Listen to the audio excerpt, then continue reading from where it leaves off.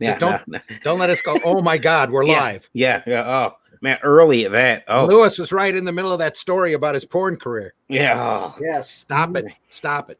Yeah. We're gonna get rough enough tonight. It's gonna be hot. Oh yeah. Ladies and gentlemen, thank you for tuning in to Indie Vault Live. I am your host. I think sometimes, for the most part, I'm your host, right? For the most part, we have. We now go down with it. We depend on you to drive the stagecoach. What are you talking about? We're just riding along in the coach. You're the driver. Yeah, I want to thank everybody for watching this.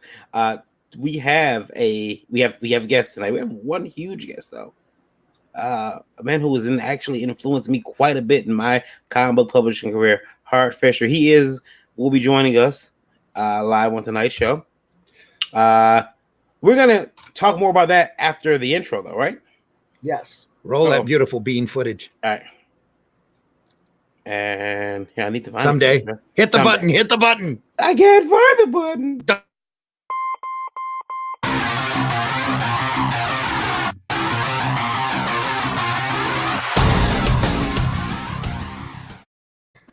Welcome. Hello, my name is Varian Grant, co-owner of Last Call Comics for the last 7 years and founder of Indie Vault Media LLC. I got my start making comics back in 2008. My first book published was a black and white interior action comedy called Psycho Sirens. I'm a father, a husband, a geek, creator, publisher, reluctant taxpayer, and artist, not in that order. And you're watching Indie Vault Live tonight. I'm joined by whom? Something just distinct. 26 veteran, started in 1993. I'm still on active duty.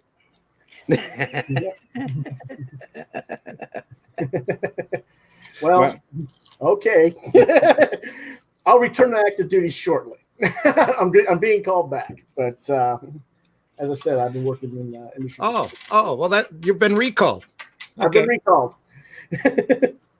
I've worked with the company that can suck Varian's cock, and I've worked with Randy's Arrow Comics, Caliber Press, Silly Liber Graphics, Ronin Studios, Wizards of the Coast, TSR, and many other clients over the years. And below me is... How are you, buddy? No. All right. I'm Randy Zimmerman. I've been printing alternative and independent comics for many, many years. Got my start doing Tales from the Universe, doing Arrow Comics. It was printed as Arrow, massive weeby. Been printed by more alternative companies than I want to admit. And been printing myself most of the time. The last 10 years, I've been printing funny paper, comics and entertainment paper called Flint Comics. We went through 100 issues, 10,000 copies each issue, and just circulated it here around the Genesee County and Flint, Michigan area. And after that, I also do the Zim Geek channel up on YouTube. So, and working on new content as we speak. Excellent, guys. It's been this has been a pretty busy week. We had stuff that happened over the weekend we talked about on Labor Day. We had the nasty business, quite ghastly business actually, with Kraken Print, which we're still following, still covering. And then we have Lewis's porn career we know about now. I'm just kidding. I'm joking about the porn career, Lewis. I'm joking about the porn career. We're not talking about our porn careers. You will notice, everyone, in the corner, the TV 14 warning is there already right by Lewis's head. And by judging by Varian's shirt. Yeah. I'm on my shirt tonight. And that's because we have Mr. HART FISHER on with us. And HART actually has a power server error right now. So he logged out, but he'll be right back. But right now, who is with us is the creator of BLOODHUNT. And I'm going to bring him in right now. Sim. Yeah. Hello, everyone. How's it going? Nice to be here. Yeah. Hey, nice to have you. Hey, Randy. Hey, Lewis. And Hey there. hey, Varian. Gentlemen, Hey, How are you?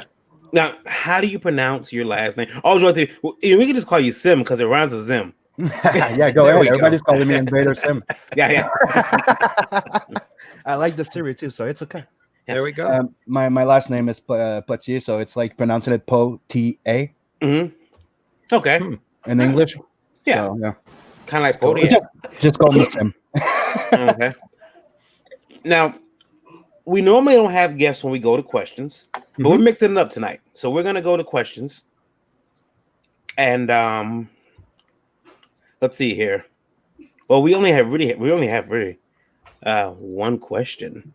Or two, I guess, but One but- very loaded question. yeah. So all right, let's go. let's see here. Hello. Yeah, we Not that loaded. I was thinking drunk loaded. You guys are the only news outlet covering the Kraken print debacle. Why? Are others scared? Do they care? Is it too insider for others to report? Brandon Murray. Thanks so much for your question, Brandon. And the answer is yes. Yep. yes, which one? Yes to all of them. Yes to all of them. I had one of my friends that was one of this representative for them. Mm-hmm. And I would say that it's a lot of people don't want to lose face in the fact that they trusted them and they got it didn't turn out good at all. Yeah. Well, that may be so, but that doesn't change the fact that the so-called comics news media has ignored what's going on. Completely ignored. There's no hint of it anywhere that I know of. Nope. And I've known about this for like when I first launched my first campaign, like 4 to 5 months ago. My friend just dropped them, and he told me everything about the problem that was going on. Wow. And they haven't been talking about it for the last 4 or 5 months. Okay. We didn't know it was going on that long. Yeah, a lot of people didn't get their books. They weren't getting printed. There was low quality. There was a whole bunch of stupid thing going on. I knew there was problems going on. I had heard that, but we just this latest warehouse find thing is just all startling news to us. That's why we covered it over the weekend. My friend that used to work with them, his name was Kevin Parent, something like that. He used to be a representative for them. Yeah, and he got screwed too. Yikes! I don't think anybody's going to be happy by the time this deal is done. Nope. And there we are, ladies and gentlemen. Mr. Fisher has joined us. Hello, Hart. Hello, Hart. Hello, my young American friends. How are you? Is Hart familiar with the situation? I don't know.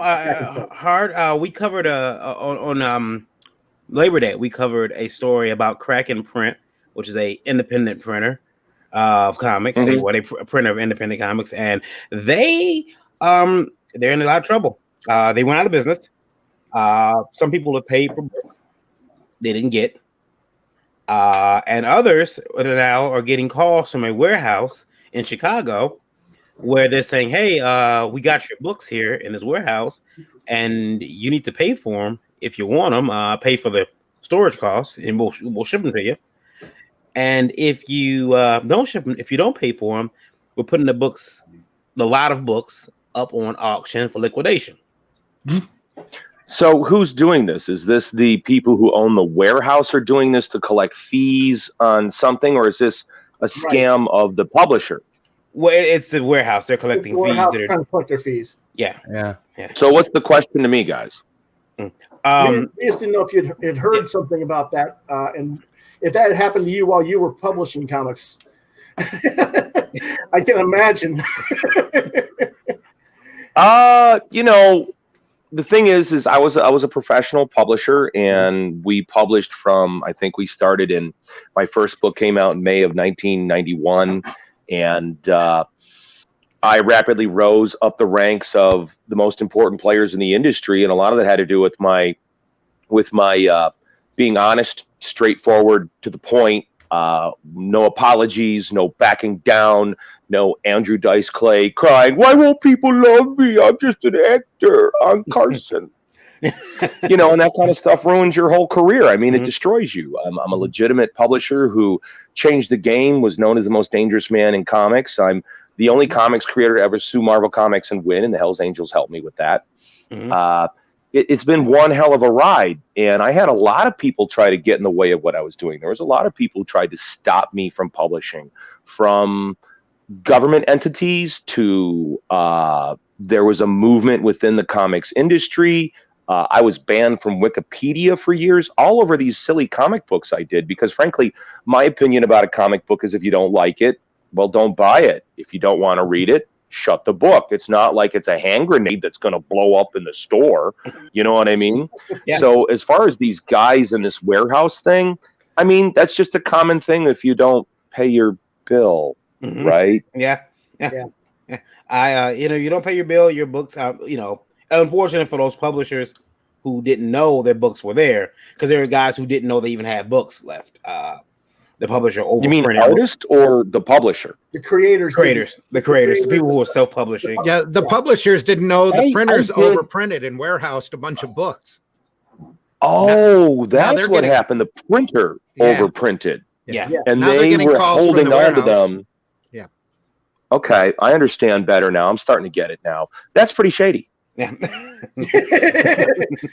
Yeah. We were saying. That's pretty shady. Yeah. Yep. Anytime you lie about your print runs, or you lie about your staff, or let's say you're the managing editor of a major horror magazine and you review your own movie in the magazine under a fake name and give yourself a glowing review, Uh-oh. that's a pretty dishonest thing to do to the audience, isn't it? Yeah.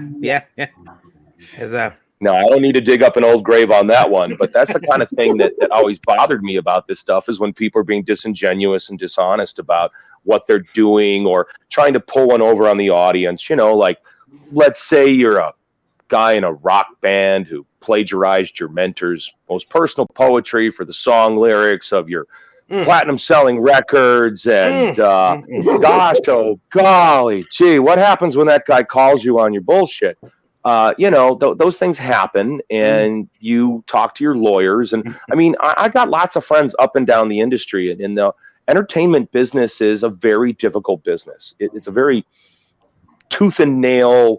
It's pretty brutal, man. The entertainment is just really ruthless, and artists generally don't understand the shark pit they're getting into until they've been victimized. You know, when I released my first film, The Garbage Man, in 2009 on DVD, through this company, I never saw a dime. I wasn't paid anything, and it was their best-selling title the whole year, and they were ecstatic, and they got their first quarter report in, and they sent me that, and they were so excited, and they were great numbers. And then I never heard from them again, and I couldn't get them on the phone anymore, and fuck.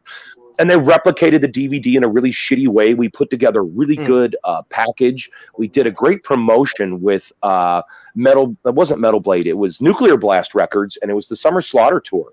And we did a whole thing with the Summer Slaughter Tour with, we were doing the American Horrors DVD line. And it was before we were doing the American Horrors television channel. And we did a whole ticket giveaway with them, and the whole idea was find the bloody ticket in your DVD, and you'd win tickets to the Summer Slaughter or something else. And they really cheaped it out and just did a horrible job. The packaging fell apart in your hands. The replication was cheap as hell.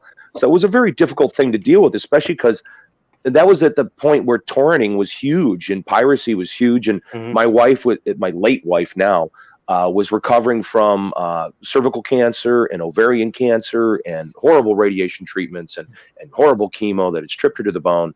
And so when I really needed that money, when I really needed those sales of The Garbage Man, my first film, no, it was illegally downloaded like 9 or 15 million times that first year. And we didn't see any money. So those people who think, it's cool, like, I'm at Thanksgiving dinner with some relatives, and they're bragging to me about their illegal torrenting sites that they don't pay for anything anymore. And I'm thinking, and I said it at the Thanksgiving table, like, I'm the guy you're ripping off, right?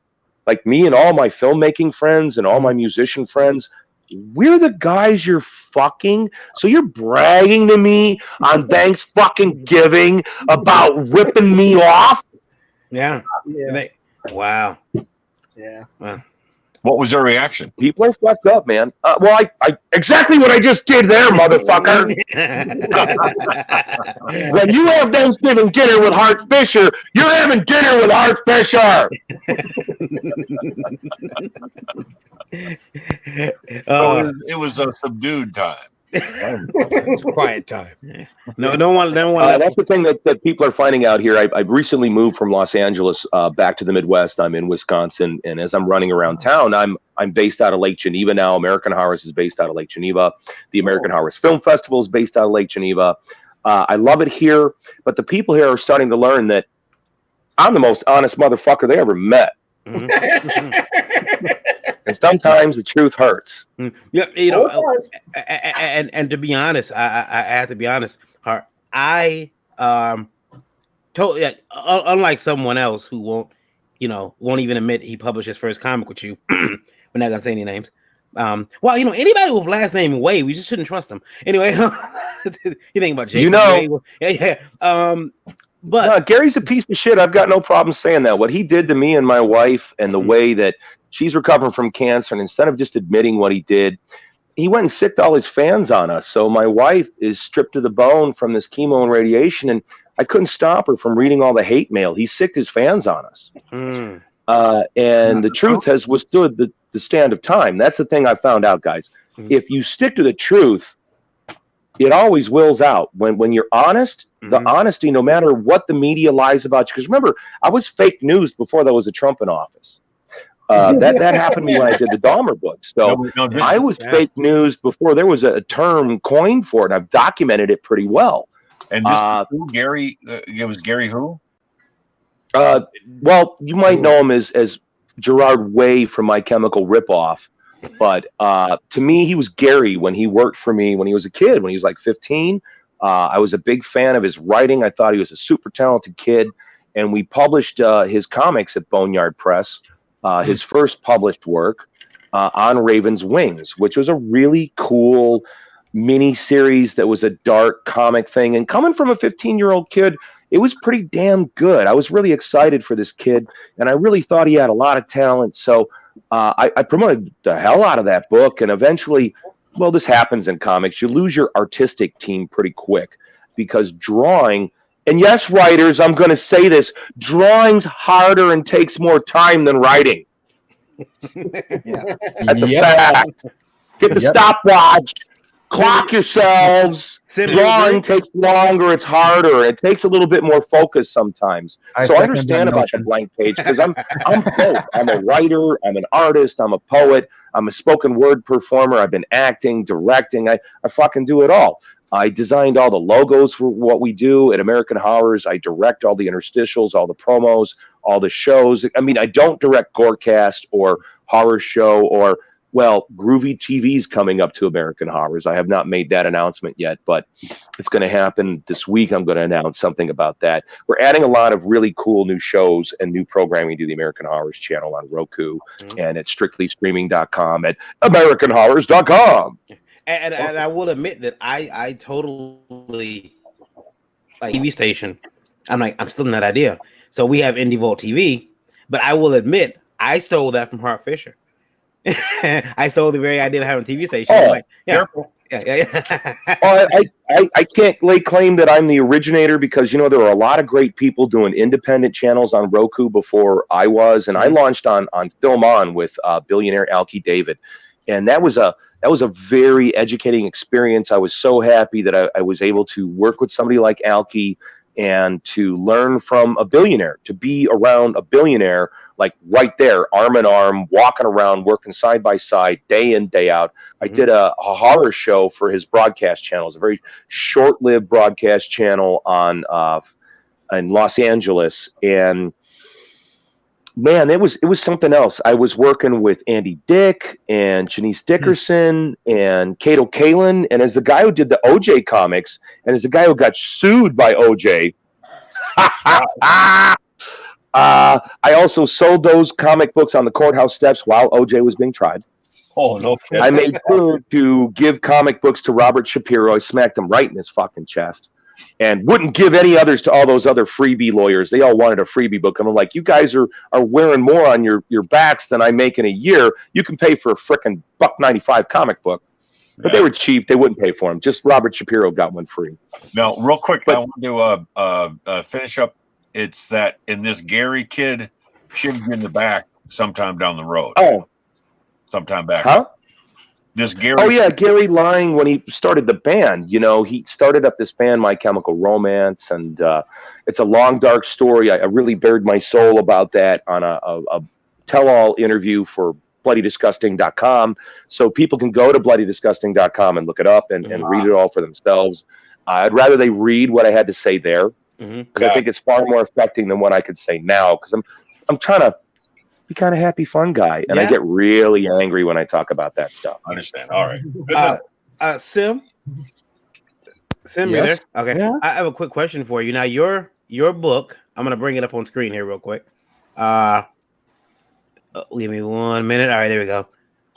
BLOODHUNT. Yes. Playback is a bitch or a debt in blood. So you did, was it 5,040? Yep.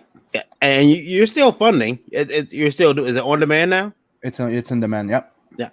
What does that mean when you say it's on demand? Like, is it a digital comic book that you can just pay for online? No, in demand. It's once you're done your campaign, you can leave it open for people to come and buy it afterwards. Like, okay. Like leaving an open store while you finish the book. Like the funding is done. So after that, it's just an open store, so people want to come in and go, oh, I want it before you print. Oh, that's cool. So where would they find that? It's on the same site. It's on Indiegogo. It's Indiegogo that's doing that. So as soon as you're going demand, you have the option.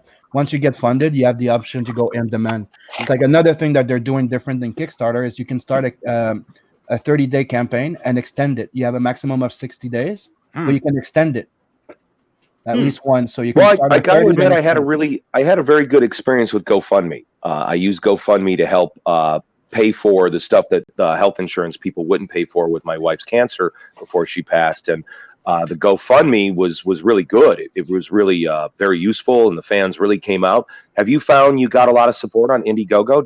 Were you happy with your experience on Indiegogo? Yeah, I'm very happy with Indiegogo. Yeah, and if I'm not mistaken, I think they're the same company, GoFundMe and Indiegogo. I don't know. Yeah, I have no idea. I had a similar good experience with GoFundMe when my wife Susie, she got cancer, and luckily she came through it. But during the period, we were able to raise some pretty necessary funds to kind of keep us floating. Oh yeah, yeah. No, it wasn't for me. It wasn't floating. It was literally to pay for treatments like hyperbaric chamber treatments, a lot of acupuncture treatments that weren't covered. And all these things mattered. I mean, my wife had a problem with severe anemia where her body wasn't making blood. And one of the main treatments for severe anemia is hyperbaric chamber treatments, which is something I was familiar with from all my MMA training. I trained a lot in LA with professional fighters at Gokor Chavichian's Hayastan Academy and with Gene LaBelle and all these amazing guys out there.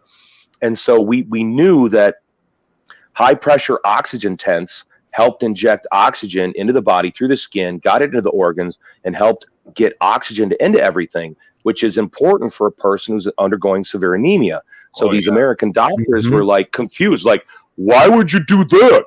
And I go, because it's a major treatment for severe anemia, but you're only interested in pills. But God damn it, I'm going to get angry again. Let's get back to your comic book. Okay. Sim, what's BLOODHUNT about?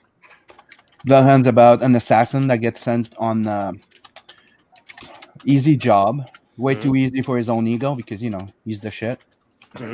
He's the best there is, So he gets sent there by his boss. But the thing is, he's also secretly dating his boss's daughter. So he goes on the job. The artwork's pretty good. It's supposed to be a family favor in a way. He's supposed to go take out an old man that's standing in the way.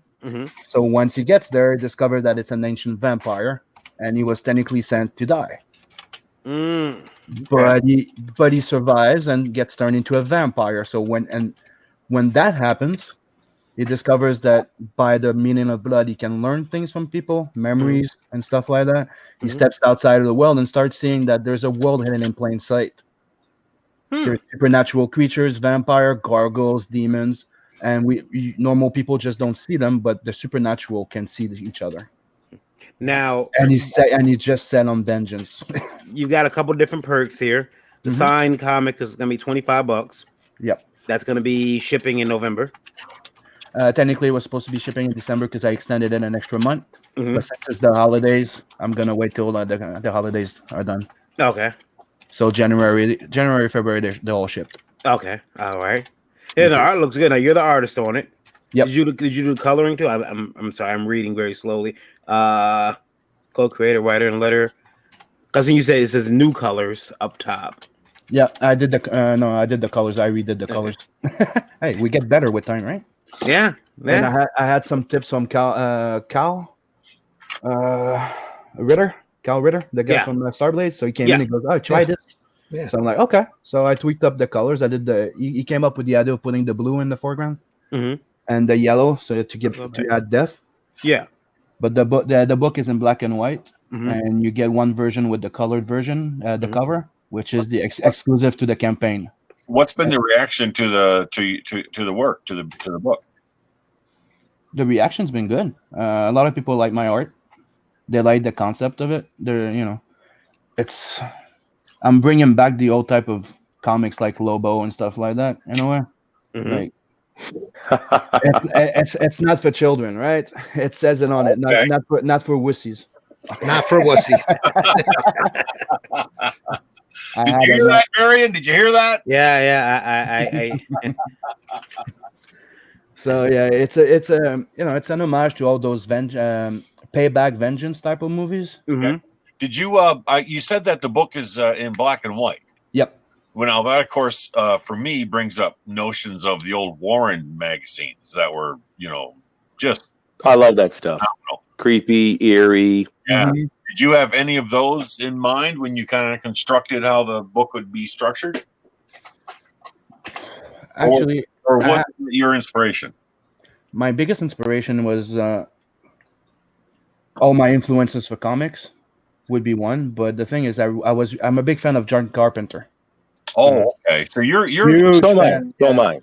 Your inspiration was more cinematic, more in the movie. Yeah, and there's a lot of that and Rodriguez in there. The pupil of Carpenter, which are two of the big. Rodriguez is great, man. I'd say he's a fantastic filmmaker all on his own. He really is a powerhouse talent. Yep. Who, Carpenter? Oh yeah, I agree. Yeah. No, I'm going to say Robert Rodriguez. I think Robert Rodriguez, for his generation of filmmaker, is such a huge. He did something Carpenter didn't. Carpenter was never to escape out of the studio system.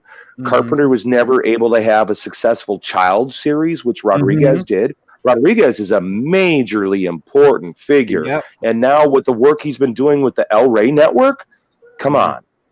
I think he surpassed Carpenter in a lot of ways. Don't forget Sin City and the Alila now. Yep. And Sin City and Frank Miller. And in fact, I'll give this to your co-host there, since he's wearing a Marvel Can Suck My Cock shirt. I'm personally aware that Frank Miller has a Marvel Can Suck My Cock shirt because one of the lovely ladies from Dark Horse bought at top 6 people a bunch of vintage Marvel Can Suck My Cock shirts. Yeah, like the shirt. I'm glad to see that Carol was making the rounds. One thing I'd like to add about BLOODHUNT, though, he decided not to drink blood from humans, so he feeds off the other ones. It's a big thing in there. Because it's a big no. What do you mean the other one? Like what are the other ones? Like other vampires? Supernatural creatures. There's different type of vampires. You have the ancient type. You have the rabid ones. You have there's gargoyles. It's a real So what exactly is he feeding on? Is he feeding on the idea of the blood, or is he feeding on a life force or an unlife force? What's he feeding on? He's technically feeding on the blood, but the thing is, the blood and vampire won't give him the same thing as a human. It's like eating. No, if I was gonna say, you're gonna eat KD or you're gonna eat a nice steak. Oh, so his choice for doing this isn't a moral choice. It's just more like a personal choice, or is it like a genetic thing? It's a bit of both, because he's technically like an assassin, right? he chooses to be a killer because he wants to kill the bad people instead of being just a killer. So it's in him a way of redeeming his values in a way. So he decides not to feed on humans, but he also discovers that he gets extra traits. He could learn from the blood of vampires, can learn memories, new tricks, new abilities. Oh, so his blood sucking, so to speak, is it's a fairly, it has a lot of depth to it as to why he does it and what the effects are, and Yeah, he also has what's called bludgeon. So yeah. oh, okay. Now, Scott, I want to bring something to your attention. Sure. You are right under me, who's wearing a Marvel Can Suck My Cock shirt, and right next to Hart. You will never work for Marvel again. Your Marvel days are ruined. Is this my write-off for any more chance in the industry? Yeah. You'll never work for Marvel again. That my head is basically just about where your cock is at. Yeah. I really need to change where I'm at. I need to get away. No, you just need to point up. Just point up, Scott. Point up. Just point up. Yeah, that's it. Ow. Is that why I can't see your shirt? Is that why it's cropped so tight so I don't see the other fella in the Marvel Can Suck My Cock shirt? I keep joking that Lewis should have one. He should have one. Lewis, did you ever own one? Randy, you owned one at one point, right? Yeah. I don't think I ever did. No. Okay. You started that shirt in '93, didn't you, Hart? No, actually, I did that entire T-shirt based on the fact that Marvel single-handedly destroyed the independent distribution system in the comic industry in the 90s with its Heroes World purchase. It's a long history lesson that I don't think the viewers want to hear, but it's the truth. Marvel destroyed the independent network. They wanted to. They were furious after the creators of Image left. With the help of they Diamond. were so angry. And that led to, well, the first wave of what Marvel did that was so reprehensible was they decided that they were going to, by sheer volume of titles, they were going to publish so many titles that a store had to carry them. They felt that they dominated the market as it was, and they felt that if they put out enough books, they could, by sheer weight of volume, force the independent books off of the bookshelves. And so at one point, they were publishing like 80 books a month. Some crazy number, like 80 or 90. And this was in the 90s. And this was when they were talking about Marvel Marts. And Marvel was getting ready to make a plan. It's when Ron Perlman, the corporate raider, first took over Marvel. And he said, fuck all the stores, fuck all the fans. We are going to create Marvel Marts. We're going to pull our books from every store that ever supported this industry ever. And we're going to create Marvel Marts. And that's the only place you'll buy Marvel comics. And to further that, they bought the third largest distributor, Heroes World, which was located on the East Coast. But it was a debacle, and it caused a war, a exclusivity war, where the leaders of the industry all cut their own throats by signing stupid exclusivity agreements to either the second largest distributor, which was Capital, or the number one distributor, which was Diamond, which is the only one left now. And here's the thing, when all these independent distributors disappeared, so did those customers in stores. They're gone. When you look at the numbers that these modern comics publishers have, shit, I buried all you guys. I sold way more books than this shit. Thousands, tens of thousands, hundreds of thousands of books I've sold. Like with the American Horrors Network, we reached almost 500,000 people in July. And so it was also major media bins. Those big console bins and the store. Well, Marvel was trying to stamp out independent comics, and to a certain degree, they have. We don't get the numbers we've ever had before. Neither does Marvel. Neither does anyone. DC. I still have all my friendships with all the store owners. That's part of my move back to the Midwest, was to consolidate my power base from my Boneyard days of publishing Boneyard Press, Babylon Crush, Build a Bull, the Dahmer books, the OJ books, the Rush Limbaugh Must Die book. I ran Danzig's comic book company, Verotic. I co-wrote a story for him that got banned in Oklahoma as obscene material and is still ruled as obscene material to this day. A Taste of Cherry and Verotica #4. So I had my battles in the comic book industry, and I watched all the leaders just give it up and make suicidal decisions. Most people don't know that Rob Zombie tried to create a traveling comic book store that would go on tour with him, and all the majors all shot him down because I was the guy who did that project. I called everybody. That's how I know. Randy, didn't at that time, wasn't there a real stink war going on with Diamond and DC? They were trying to kind of horn in on that. No, there's rumor that Diamond or that DC bought into Diamond about that time, but Jeppy was the one that went around and sealed up all the exclusives for Diamond. And once Top Cow pulled out from Capital City and went with Diamond, that pretty much collapsed everything back down into Diamond. It was all of them. I mean, they all made huge mistakes. Dark Horse. Oh yeah. I had long conversations with Brian Polito at Chaos Comics about it because at that time I was going to be writing a monthly series of Evil Ernie.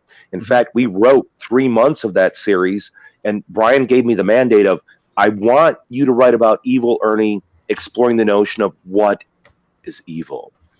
And my editor was Philip Nutman, and we had David Brewer on as the artist, my artist from The Dead King. And he was fantastic. The first issue was drawn, inked, it was going to coloring. Second issue was in pencils. The third issue was in the scripting phase. And then the collapse of the direct market happened. It just was an utter collapse. Like, numbers just collapsed.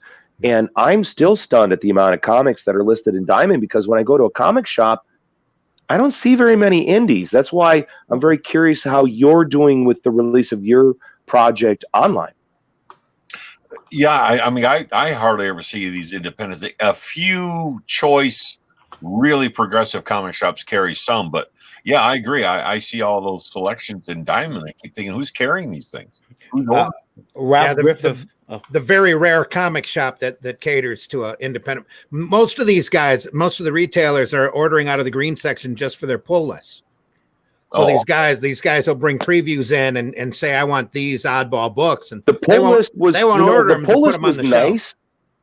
As a publisher, the pull list was nice, but as a publisher, you cannot grow if you're not on the rack. No. If you're not being seen by a new customer, if a new kid or a new guy or a guy can't see your books where they could pick them up and flip through them, you're screwed. Yeah. And that's part of why I left the comic book industry in 2004.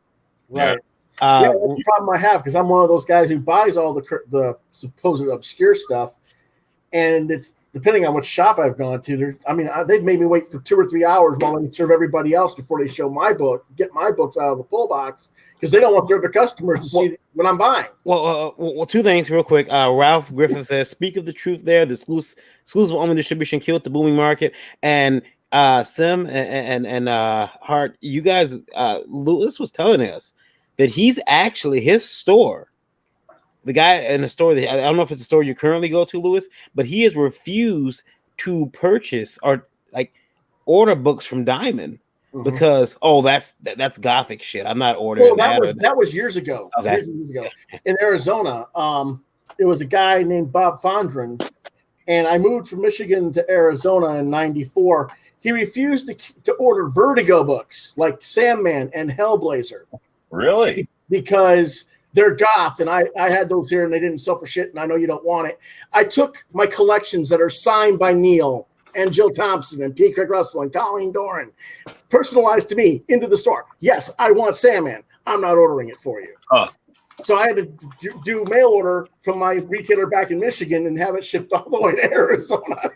Wow. Because of that kind of crap. That's why we're failing as an industry, because there's a lot of retailers. I'm gonna pop up and go, Colleen, you're fabulous. Jill, you're fabulous. I miss seeing you guys at shows. Right. Now, Bart, you mentioned Philip Nutman. Is that the same Nutman that I saw credited on some of the Game of Thrones episodes? The thing is, no. Phil passed away several years back. It was it really sucked. I mean, Phil was an editor over at Chaos, and Phil was an amazing writer. He was a gentleman from England, and Phil wrote this seminal zombie novel that Fangoria celebrated, and it was in I think the early '90s, and I believe it was called Wet Work. Oh yes. And that was Phil was a very good horror author. He was a fantastic editor. I loved working with Phil. And right at the end of his life, he was going to start being an American Horror's correspondent for us. And the first interview he did for us was with Jack Ketchum. I'm a huge Jack Ketchum fan. Sure. I love his writing. He's so good, so damn good. And so Phil passed away. Unfortunately, the only interview we have is of Phil and Jack Ketchum, and now Jack is gone too. Jack is also gone on to the great beyond. Oh, I didn't know. Oh that. yes, he passed away, I believe, a year or two ago. A small independent film company actually shot a movie based on one of his books here in my hometown of Muskegon. About Which one? 4 or 5 years ago. It was the cannot remember the name of it now. But No, just what was it about, you jackass? I'll get it. Come on, Rosa. Come on, jackass! Was it about the guy who got his dog shot and he had to get even for his dog called Red? No, Was it the girl next door? the primitive cave people that are roaming the East Coast. Ah, the cannibals, the good one, the one that like killed his career. Oh, really? All right. Oh, you guys don't know the sad story about Jack Ketchum. He was supposed to be the next Stephen King. He was supposed to be the next big critical darling and the big bestseller of horror. And his lesson's a good one because the publishers all got behind him. And then his book was so savage and so ferocious. Oh, my God. It flipped everybody out. Everybody had a conniption. And he almost lost his whole career. In fact, he kind of castrated his own writing for a little while. Wow. And in his later work, he kind of did. I mean, that experience made him pull back. And it's why I won't. You won't what? Pull back. Oh, pull back. Yeah, he's and Hart, you told me I know you have an announcement to make. That's right, guys. On September 10th, I am returning to true crime writing. If people didn't know, back in 2009, I never really talked publicly about my girlfriend's murder. During the making of my first film, The Garbage Man, Michelle, who was raped and murdered in the middle of making this film, and the 10 years of horrendous trials that followed. It's part of why I was such an insane motherfucker in the 90s, and it's part of why I'm hammered steel. I don't give a fuck what you say about me on Twitter, motherfucker. I don't care. I've been through some things, and I've dealt with some people, and when you got to walk past the man who murdered your woman in open court, and you're a trained martial artist and can kill with your hands, it's a different thing. Yeah. So, in my foray into true crime on InCo Blog, which was founded by number one crime writer Corey Mitchell, the late great Corey Mitchell, who's gone now, and Michelle McKee, who is an amazing fighter for justice and a great writer in her own part. I was brought on to be a First Amendment advocate, and what ended up happening is once I started writing for them and I sat down for the page, I didn't write about the First Amendment. I wrote about Michelle's murder. I wrote about what was going on behind the scenes. I wrote about what was happening on the Sally Jesse Raphael show. And I wrote it like a first-person central account, like a James Elroy novel or an Andrew Vox novel. And I did that for about a year and a half. And I'm returning to that writing. It really drew me great accolades and critical success. And I really got a lot of, it changed people's perspective of me and who I was. And so I'm coming back to this because it's Michelle McKee. She's doing a brand new blog. I believe, I'm going to look at the title here because it's brand new.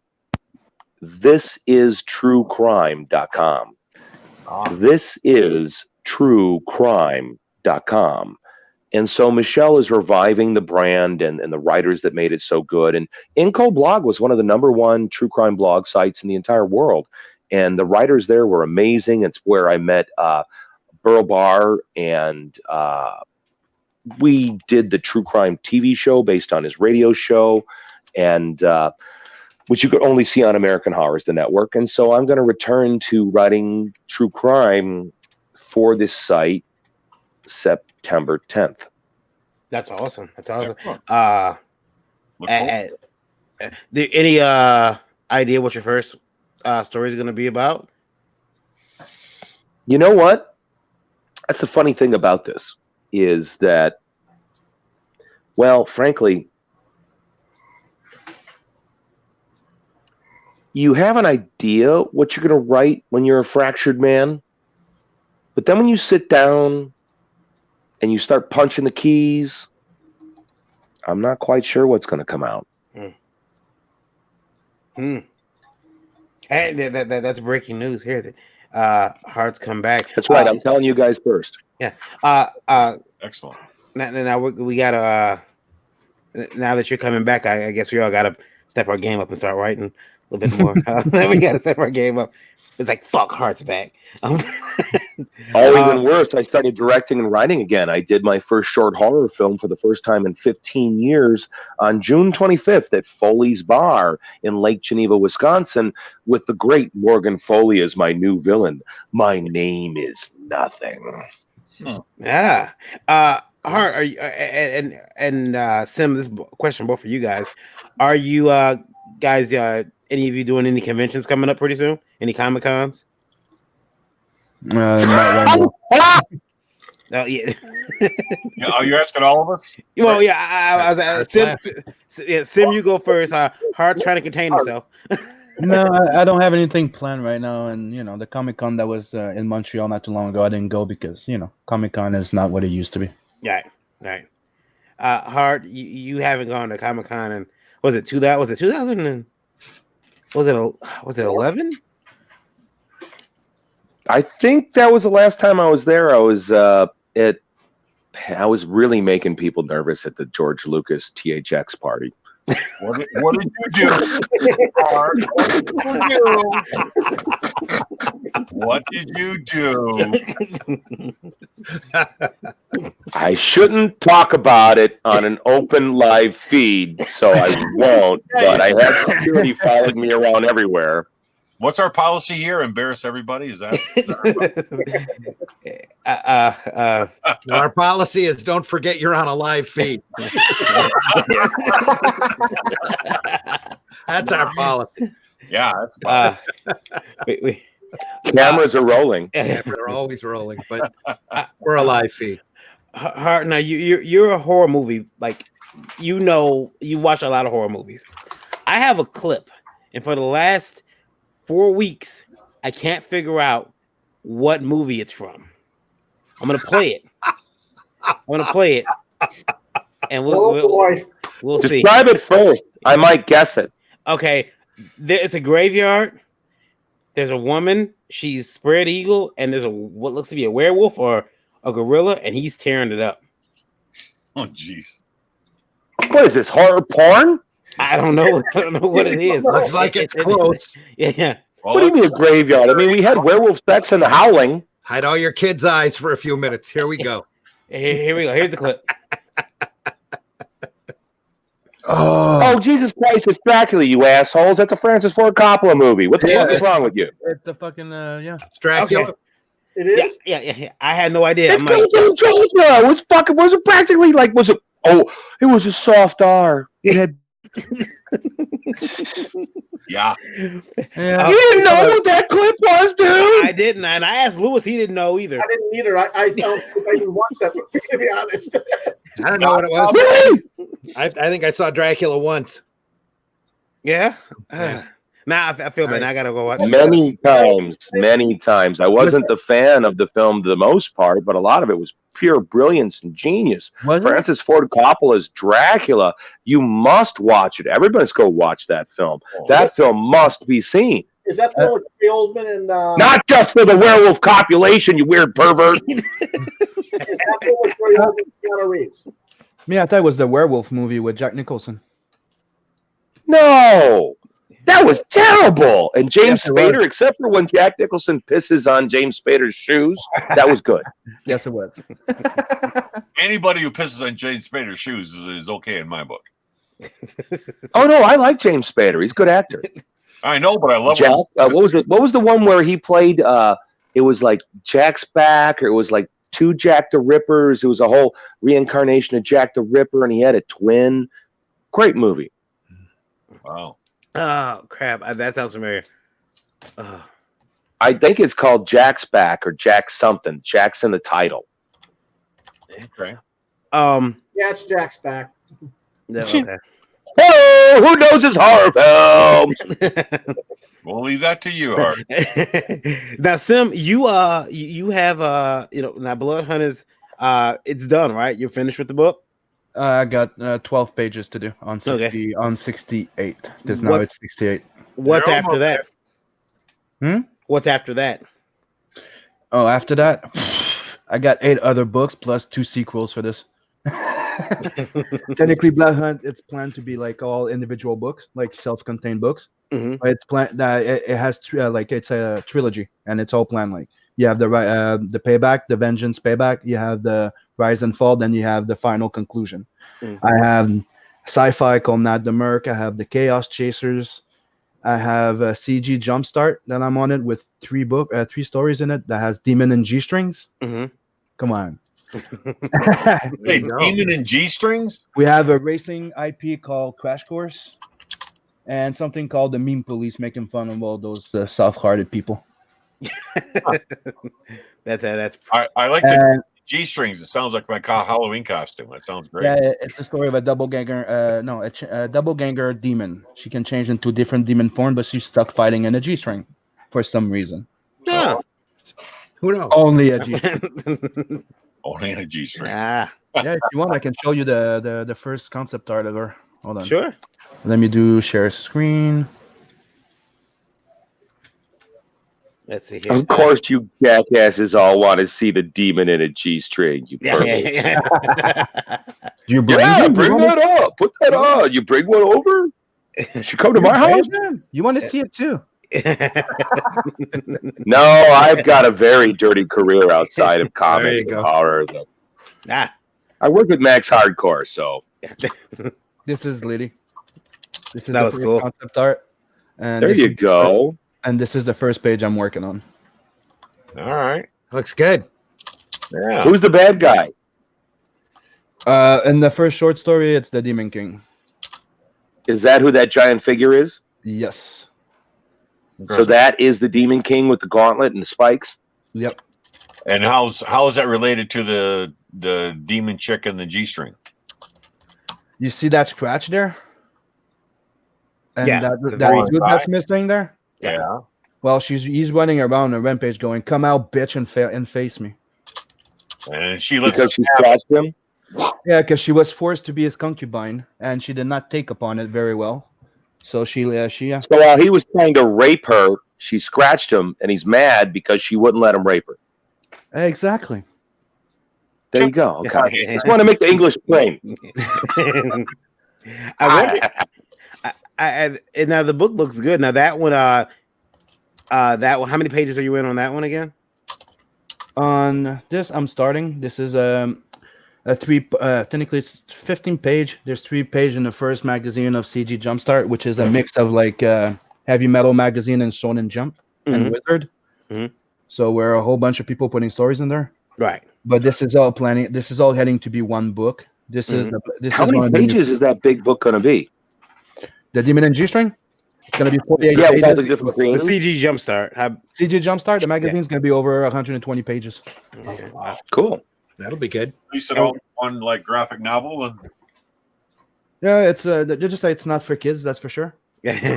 you're gonna release it all at once as a full volume, right? Yeah. Yeah, but the idea is to be able to build up to their books, to have creators be able to promote, advertise, and show their books while they build their books and then their campaigns. Okay. And how much is that book, the CG Jumpstart? How much is that gonna be in release? I am not the one in control of that. So. 120 pages, though. That's pretty ambitious. Yeah, but it's like they really want to go. It's the idea started by they want to bring Wizard back, but with more comics in it. So it became, so that's why I say that's like a heavy metal magazine with Shonen Jump. Yeah. With some articles in it. There's no ads, no nothing. So there'll be like a, art tips, writing tips, interviews, but the rest is just going to be comics. We have like 6 IPs per book, about, if not more. Cool. Now, Hard. I know, Hard. You got to be itching to get back into comics at some point.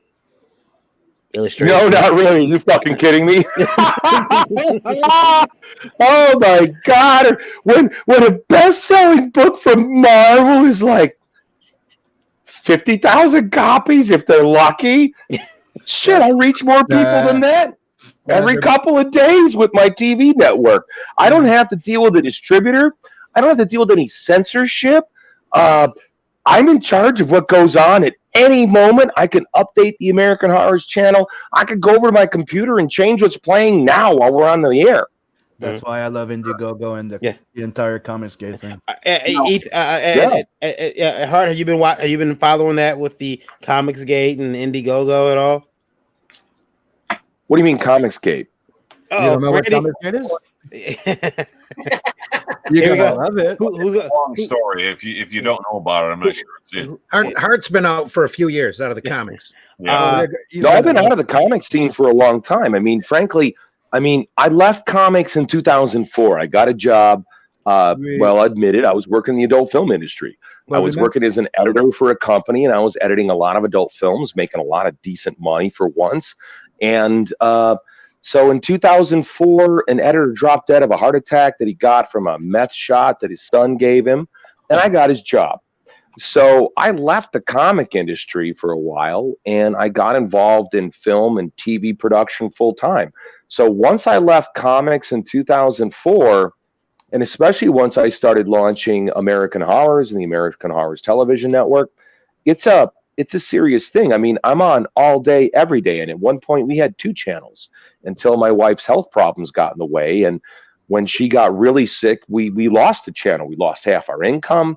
And between taking care of her and running American Horrors, I haven't paid attention to anything except for what's on my radar screen. But, to break it down to you very simply, it's like, you remember what happened in the 80s, 90s that pushed that entire indie movement?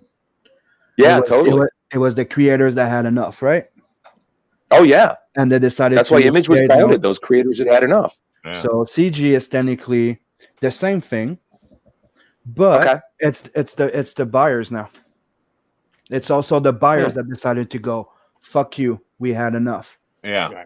So now, Art, with the direction you've gone in now, all of the various events that obviously led you to where you're now, would you say that the route you're on now just simply gives you a much more satisfying venue for storytelling than comics did or ever could again? That's a pretty deep question. I would say that, I find what I'm doing right now much more fulfilling. I get to work with a lot of really creative, talented people. Like when I came to Wisconsin, and especially on my wife's passing last year, since she passed, I had to figure out who I was. Who are you now? I was married for 17 years. My wife and I created American Horrors together. I launched the American Horrors Film Festival while she was battling colon cancer, and she passed away without being able to go to either film festival. And so now, I just wanted to say my sympathy. I lost somebody like that too, so my sympathy. Yeah, thank you. I think most people on the show and most people listening have. I mean, it's part of life. Mm-hmm. And my reaction to death is I'm going to go out and kick as much ass as I can. Hell yeah. Because she's not here to do it. So my job is to live and to live the life that she can't, and to live it with love and gusto and enjoy what I'm doing. And frankly, I've built a really amazing group of actors and creators here in Lake Geneva, Wisconsin. I've got one of my starlets, Rachel Glass, is this amazing girl that really is blowing me away as a model and a burgeoning actress. My guy, Morgan Foley, he's a star that I'm developing in this new series, My Name is Nothing, which is my return to horror directing with an original concept and writing myself. I'm not doing, coming up next on American Horrors. I'm like back to doing what I did with The Garbage Man and what I did with Flowers and the Razor Wire. and the other stuff I've directed music videos for MTV. That was for the band Obituary. That was cool. Done a lot of video work with like Danzig and Doyle from the Misfits. So what I'm doing now, I find incredibly invigorating and wonderful. The whole crew that I have here in Lake Geneva, half my crew is women. These amazing, talented, young, go-getting fucking lions, these young lions. Because, when you say lion, most people think of like men, but no. It's both sexes, and half my team are these amazing women that have risen up and protected me and helped me in the time since my wife's death, and have really reinvigorated what we're doing and given us their perspective. Because at American Horrors, we had always really supported the female point of view because our co-creator was my wife, and my wife wasn't a yes man. I don't want a dumbass. I need a kick-ass motherfucker at my side, and my late wife Waka was that kick-ass motherfucker. And so she wasn't a secretary. She ran one channel and I ran the other. Oh, it's an essential part of the energy that made that all happen. Sounds like totally. And so what's happening now is a reinvention. All right, now let's say let me just pose a what if to you. If the comics industry ever improved or ever evolved to a certain point, would it ever be attractive to you to get back into it in somehow, or do you think you've totally left it behind you? I don't think you guys kind of understand how poorly I was treated by the comic book industry. Oh, we can imagine. In the face of my girlfriend's rape and murder, the way I was treated, I was treated pretty poorly by the industry. So I've said it before, and I'm going to say it again. When I return, yeah, baby, you thought what I did to you with Boneyard was tough. Well, I got it. When I come back to comics, it's hellfire coming. It's coming with me. What is that like? Oh no, I'm not that guy in that movie. I just know when I'm bringing the pain. Gotcha. There's nobody like me in the industry now. There's nobody doing the work Boneyard did. There's nobody doing what me and Glenn did at Verotic. There's nobody doing it, man. It's just it's not happening. I'm trying. You guys know that. I've got shit. That's my inspiration, my guy. goddamn earpiece.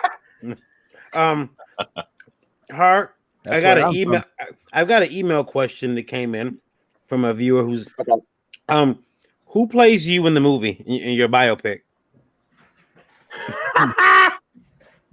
That's kind of funny. That's a good question, actually, because there's a book being written about my life right now. How bad is the audio without this earpiece? Okay. We can hear you. You're fine. We can hear you great. Well, then fuck this. Okay. All right. I need to make another drink. For me, who would play me? That's actually kind of funny because at one point we were in Los Angeles trying to develop a show like it was kind of be like what was it? That Entourage, but it was going to be more real. And it was going to be based on my life and based on shit that happened to me and my journey out to Los Angeles and what happened to me and my buddies. And we really wanted to do that. So that's something that's been on the drawing table for a while. And that's something that in meetings, some of the folks have asked, like, hey, who would play you? And I don't have a fucking clue. I mean, I don't fucking know. I'm usually pretty good at that, but man, I'm drawing a blank right now. I have to. Oh, was that vodka? Oh. That's a lot of hallelujah. Now, Sim, are you afraid that you're gonna miss the deadline? Nope. Nope. Comfortable with it? Yeah. That's cool. That's cool. Yeah, I only have like 30 pages to draw in 2 months. I'm good. Okay. Oh, only 30 pages to draw. Yeah, 12 for this one, and 30 pages in 2 months. You're fine, bro. Yeah. You're fine. I wrote and drew all my own comics when I started Boneyard Press, so you're fine. Yeah, I can draw a book quickly, but those books is because I want to take my time. As you can see, the level of details I'm going in. But I can show you something else on it. This is something called Meme Police. It's a little funny thing like that. We're doing like a mad type of comic in it. Mhm. So let's just show you page 1. This is me going like a bit more simpler, and those that did 3 pages in a day.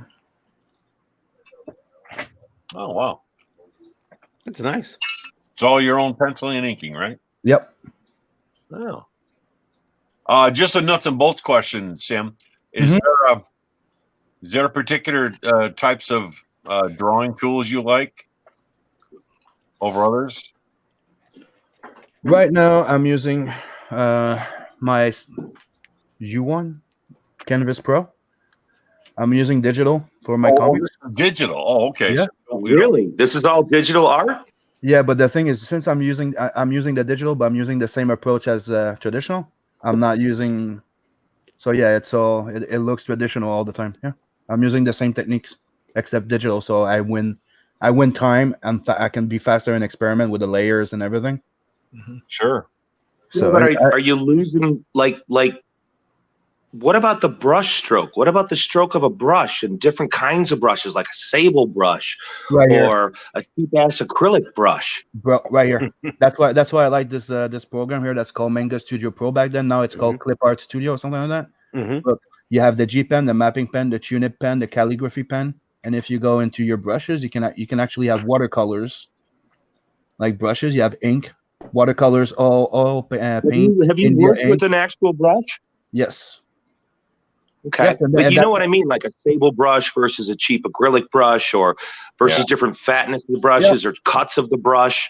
That's what I'm curious about. Like I haven't done any graphic art like this with for me it was a Wacom tablet. Mm-hmm. I did that in video. I did a lot of that with video effects. But the thing is, with the upgrades that they've done, now they have over 9,800 sensitive points of pressure in your stylus. You have the tilt function. Okay, that's what I want. Okay, so the tilt also works when you tilt your pen. And there's the fact that what I'm trying to tell you is that in this program, all the brushes are made to fit the best brushes you can get for that technique, right? So if you get the India ink, you get the best brush. But every brush can be customized. You can adapt it. You can change the picture you're going to use. You can switch the correction or the stabilization of it, the brush stroke, the starting and the end tip of it. I see. So it's like it's a learning curve to get used to it. But with that program, it's not like Photoshop. Photoshop is really like use that brush, use that picture to draw or something, right? Yeah. Well, this is really based. Everything's based to replicate the traditional medium. So that's why I love it so much. Gabriel says Clip Studio Paint is really good at mimicking real art tools. Yep. And it is. I have it on my tablet as well. Ted Davies says, Hart, Russell Crowe should play you or Steve Buscemi. I love that.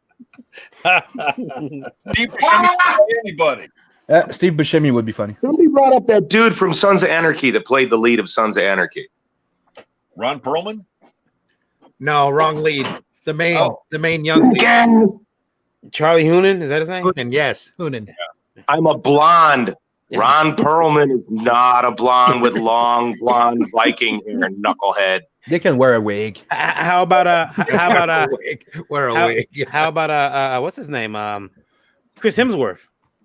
Yeah. Chris Orley and either one. Chris I think he's fantastic. Chris Hemsworth, he's a great actor. He's a bit too clean. He's a bit too, a little too wholesome. Okay. Yeah. Huh. I don't think he's got the bloodthirsty rage in his eye I have. What's the name of the guy that played Venom or Mad Max there? Tom Hardy? Yeah, maybe him. Yeah. Tom Hardy's too thick. Midget. Midget, too small. Yeah. Midget. Okay. I feel offended now. That's how I feel when I see Tom Cruise playing Jack Reacher in the Lee Child adaptations. You're like, what the fuck? The character's named after how long his goddamn arms are. He's named because his arms are so fucking long. And you're going to have goddamn that midget Tom Cruise play a giant monkey? God damn it. Oh. Are we gonna have a little tiny Hellboy next? Oh, we already had a midget thing. Yeah. Yeah. There you go. I was really hoping Hart would get a little more emotional in this interview. Oh, that's great. So Sim, now that this is finished and your book is 12 couple pages from being done. Yeah. Are you any other projects going to see you on, like special covers or anything? I know that I just seen a book called Oddity that Ethan's doing a special cover of. I have a cover for If the Gods Fear Me, there by the guy that did Samurai and Dinosaur there, Mike Murphy. If he reaches his 23,000 gold, there's an extra book getting added to it. I'm doing the cover with Canales doing the inside. I did the bookmark. I got some bookmarks on different campaigns. Do you we said on this show before, I know Randy's a big supporter of getting away from the Comic Gate name. How do you feel about that? The thing is, I don't see Comics Gate. There's a lot of people that see Comics Gate as a brand, or some people are trying to make it into a company or something. Well, I've always seen it as the ideology of the independent comics, because that's technically what it is. Except that right now we have the supporters that are on the same side. So right now we can have like independent comics having campaigns that hit over 50K. Yeah, I mean Ethan pulled down. I mean, just for one book, and I'm gonna share on the first one. I think it was $600 to $1,000. Then after that, another 100. And he's almost at $1 million now just for one book. Yeah, because that's his first campaign. He's almost Cyberpunk. Cyberpunk back. Yeah, Cyberpunk back. Van Sciver got leveraged out of DC, so he decided to do an Indiegogo campaign. He was asking for 8,000, and overall he ended up with 800,000 for Cyberfrog. Oh yeah, that's what I'm saying. You sure you don't want to come back, Hart? Because we bet you could do this and then some. I believe if Hart came back and went on Indiegogo, I'm thinking Hart's pulling down close to the same number. Yeah. I don't know, guys. I'm making movies now, mid to high six figures. Yeah. Say again, Hart. Like with this new series that you're doing with this vampire series, well, alternative vampire series, I'd call it. How long have you been doing comic books for? Me? Wanted to do that all my life, but I started doing it professionally in 2009 when I published my first comic book called The Wolf Dragon. And did you do that via print, or was that also a digital media thing? Or am I mistaken? Like you did do print with what you're doing right now too? Yeah, it's print. It's printed comic. But the first, when I started, I was traditional. I used to only do like the inking or the colors in digital. But then after that, I got a bit better and I wanted to get faster. I also went to study in 3D animation for movies, 3D and special effects. So I did some scripting, some movies, Oh, these independent films, or this in more many mainstream we know about? And this is me trying to, mix everything from what I love about American comics, mangas, and the European ones, mixed with the movies, and just trying to make it fun. I like to pitch it as in like, imagine if John Wick and Alucard had a violent baby, and you get Vincent. I love that filmmaker. Yeah, he's great. Those movies were good. You can see a lot of that stuff on American Horrors. If that's the kind of horror you like, American Horrors is my television network that's on Roku. It's online at AmericanHorrors.com. It shows a lot of those kinds of Spanish horror films, Italian horror films, German horror films. One of the great ones we've unearthed is a great one called A Bell from Hell. And actually, the director committed suicide after he finished making the film. And if I'm not mistaken, I believe he hung himself from the bell that's in the movie. Holy crap. Ooh, wow. Yeah. Jeez.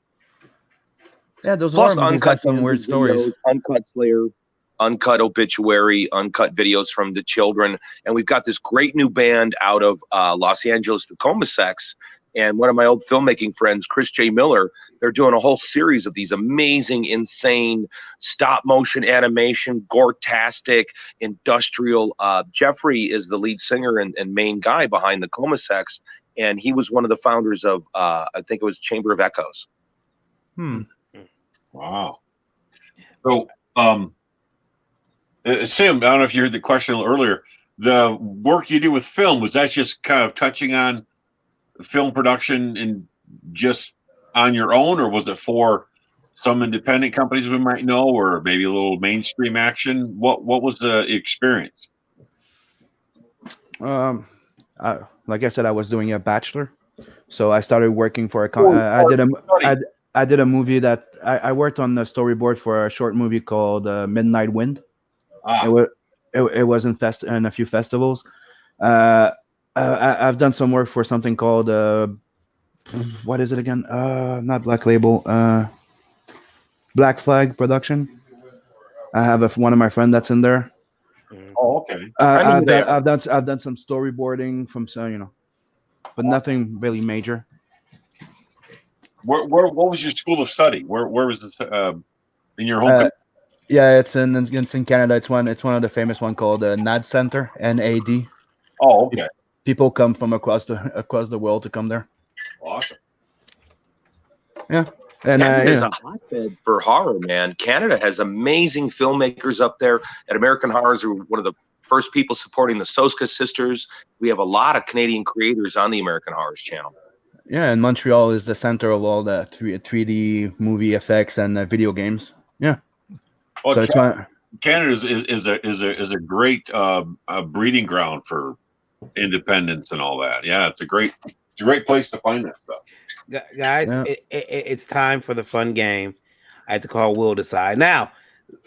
Sim and Hart. I'm going to spin the wheel. This is how it happens. I spin the wheel. It's going to land on one of your names. Okay. And I'm going to ask a question. Usually, it's comic book related. It's comic industry related. Okay. And it's usually something fucked up that happened.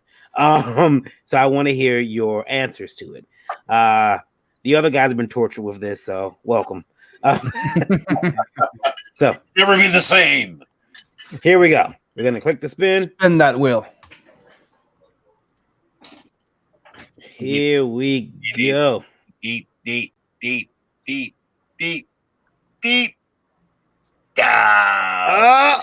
It is Sim. All right, Sim. So, all right, Sim. Let's see here. Actually, I got this over in the emails. Okay. All right, Sim. You are at a Comic-Con. You are selling a lot of books. Oh, by the way, Sim, you sorry, I heard that laugh.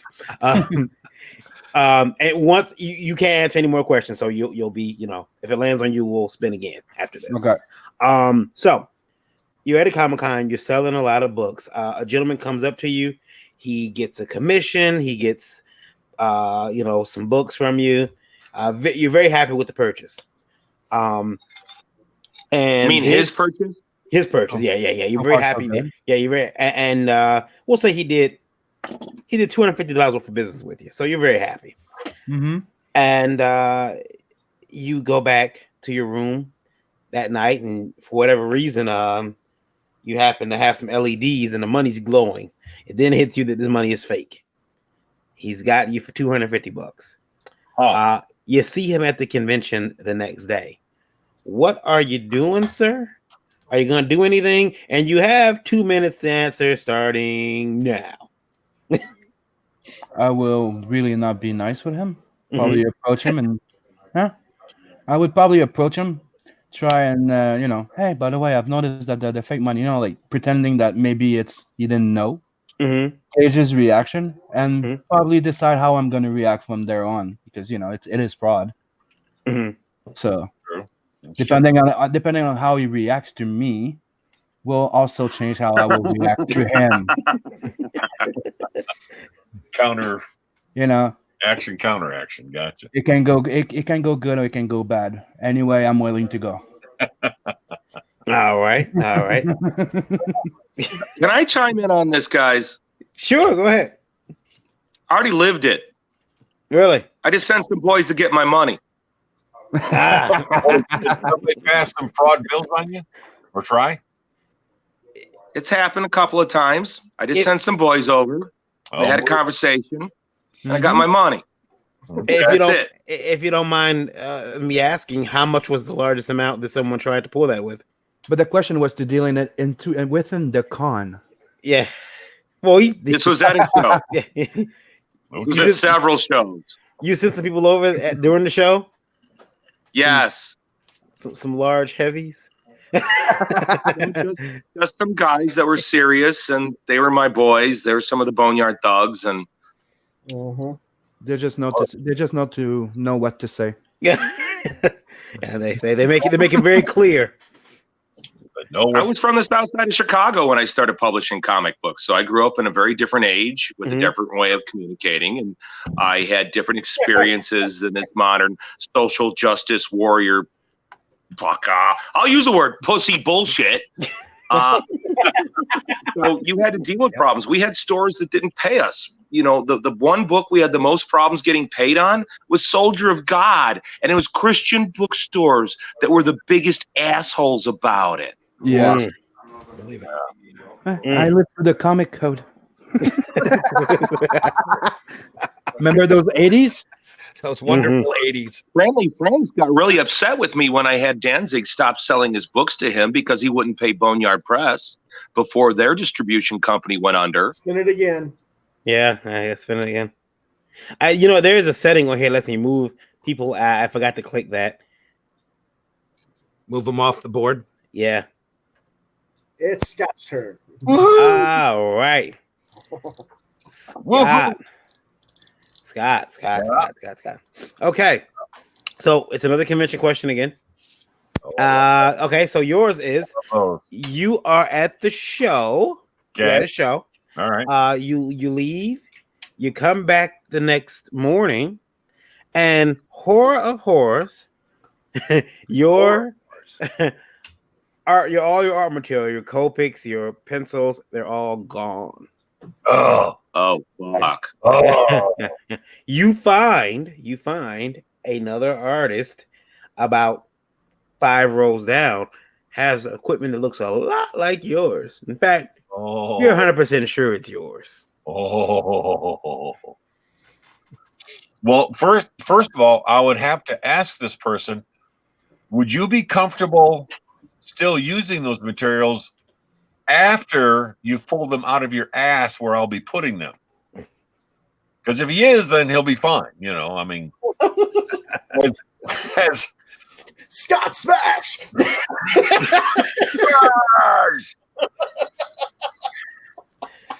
and then we had to take it from there because that's if he's going to take him, he needs a place to put him. So there you go.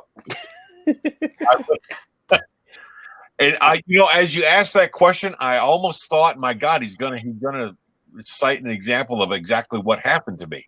I thought he was going to say, "Oh, your entire display was knocked down and everything spread around the floor." That actually happened. No. The wind came in and knocked over the thing. But my God, if somebody so blatant as to actually take your own tools and everything, oh yeah, oh my God, my classic, they're gonna lose a few teeth along with their doll. So yeah. So Ted Davies says the rage of Rosema. Isn't it dot those eyes and cross those teeth? Yeah. Yeah. Well, let me quick make an addendum to my answer. Harkening back a few minutes ago to where I think Hart, you mentioned something about these all these horror movies and stuff. Do you recall the classic Night of the Bloody Apes? What do you mean Night of the Bloody Apes? Because I play, we did for a little while, we had the rights from Wild Eye Releasing to play The Bloody Ape, which was an 8mm horror film that involved a lot of nudity and a very rapey ape. I don't think this was quite it. This was a Spanish film translated poorly into English. Oh no, this was American, dude. This was horrible. Oh, okay.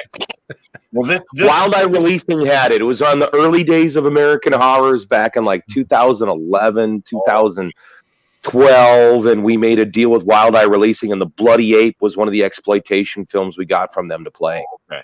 Well, this is a film harkening back to the 70s grindhouse era, when it was a Spanish import, and it was just all these cheesy effects. I mean, it had a lot of eyes popping out of the skulls, and this Spanish wrestler type guy with just this head of an ape on him. And anyway, was he making love to the ladies? Oh yeah. Yeah.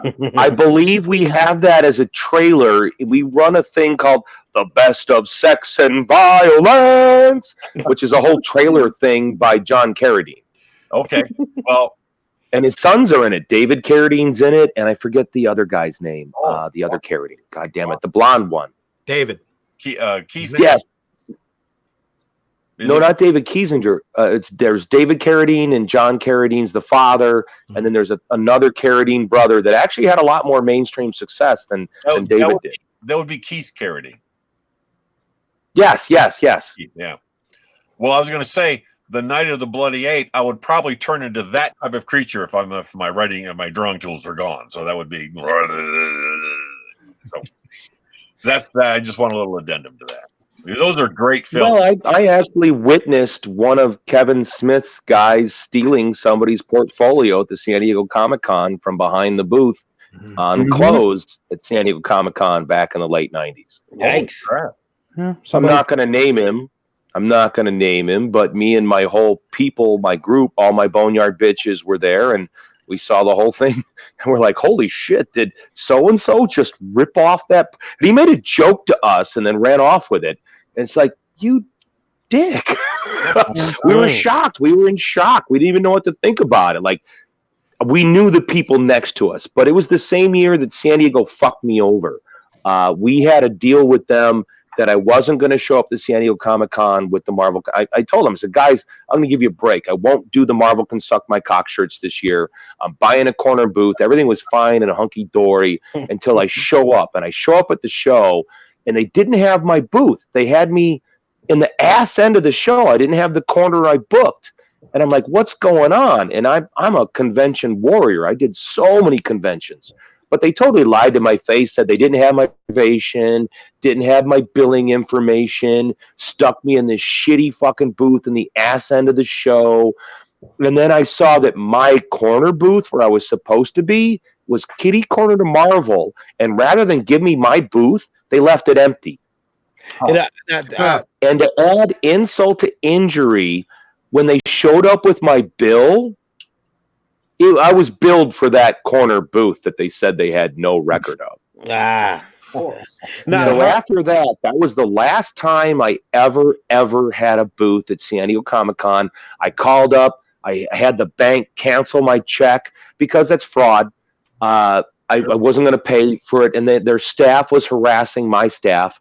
I let them know there was a camera crew there that was going around to the Fantagraphics booth and the other adult publishers, and this TV crew was trying to stir up trouble about adult publishing. And I let the staff at San Diego know. So what did they do?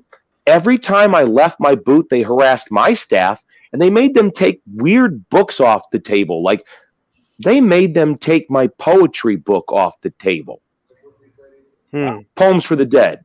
There's nothing on the cover. It's a woman's face. It says Poems for the Dead. It's all the poetry about my girlfriend's rape and murder and my grief over it.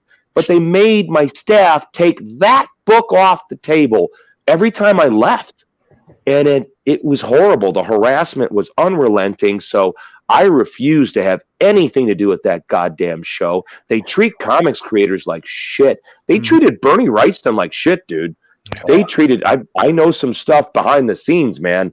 They have really fucked the Comic-Con in San Diego. They're real douchebags. Only time I go there is when I've got somebody else's badge and they gave it to me. Hart, I have to say Comic-Con is pretty much everywhere. I heard a rumor, Hart, that Marvel had once, I'm not sure it's true, but I heard a rumor that Marvel bought all of your shirts at a con so that you couldn't sell them. No, that's a lie. Okay. Here's what happened. When we first did the Marvel Can Suck My Cock t-shirts at the Comic-Con, I think it was 1995 or 96. When we first released them, I sold 100 shirts in a day. Mm. That doesn't happen, people. I sold the shirt off my back twice. Literally, I pulled it off my back and sold it to somebody as I was walking around the show 2 different times. That was the show where I can't remember her name from Dark Horse. It was the managing editor, and she bought 6 or 7 of those shirts for the editorial staff. And then I can't get into it too deeply on the air, but Gary Guzzo, the ex-publicity guy for Marvel, bought 5 of them and paid me to go give them away for free at the Marvel booth to the autograph line. I love it. It resulted in some violence, but I came out on top. I love that. All right, so I'm going to spin the wheel. Here we go.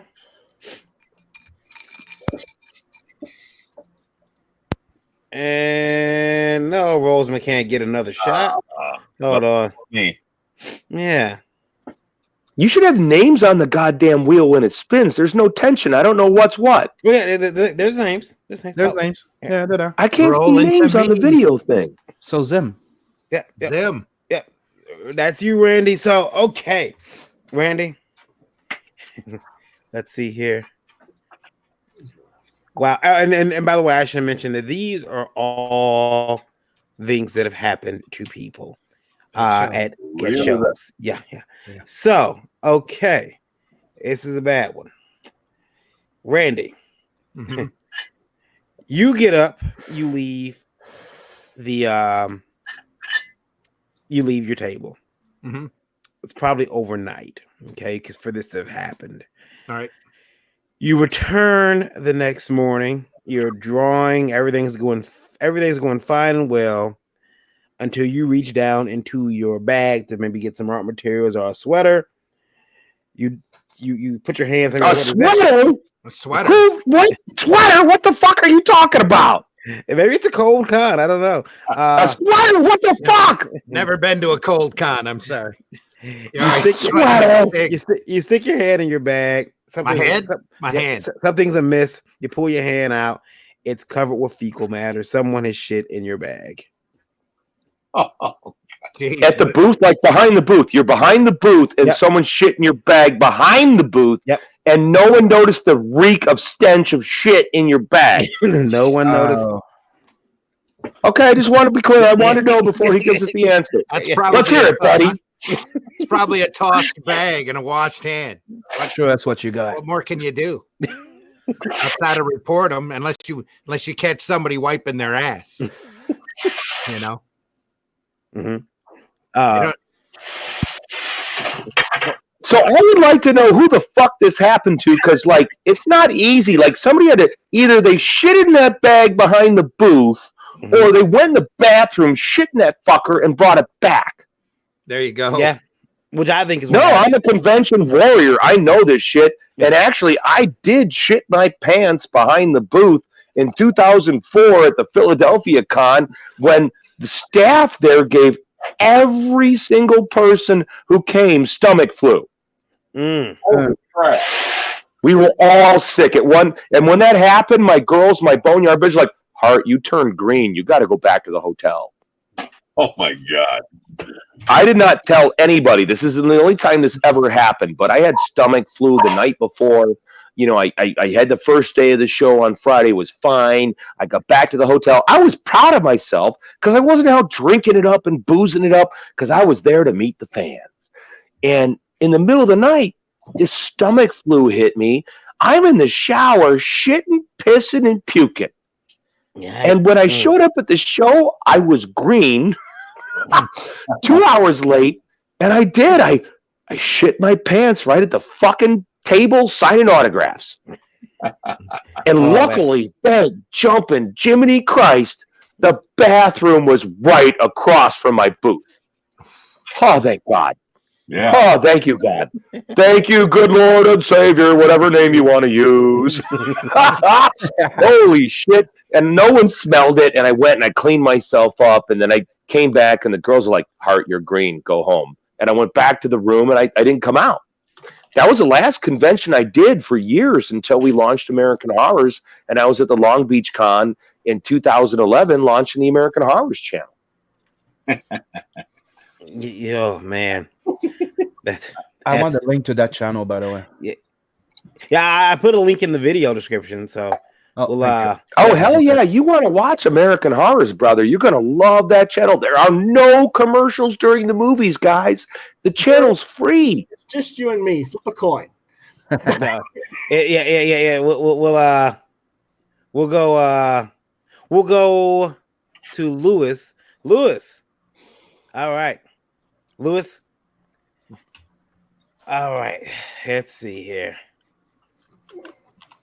All right, Lewis. You're at a show. You're minding your own business, and that always happens. You're minding your own business, and all of a sudden, here comes the police and the FBI. They want your materials.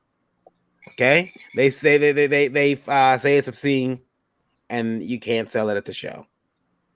God damn it! This should be my question, motherfuckers.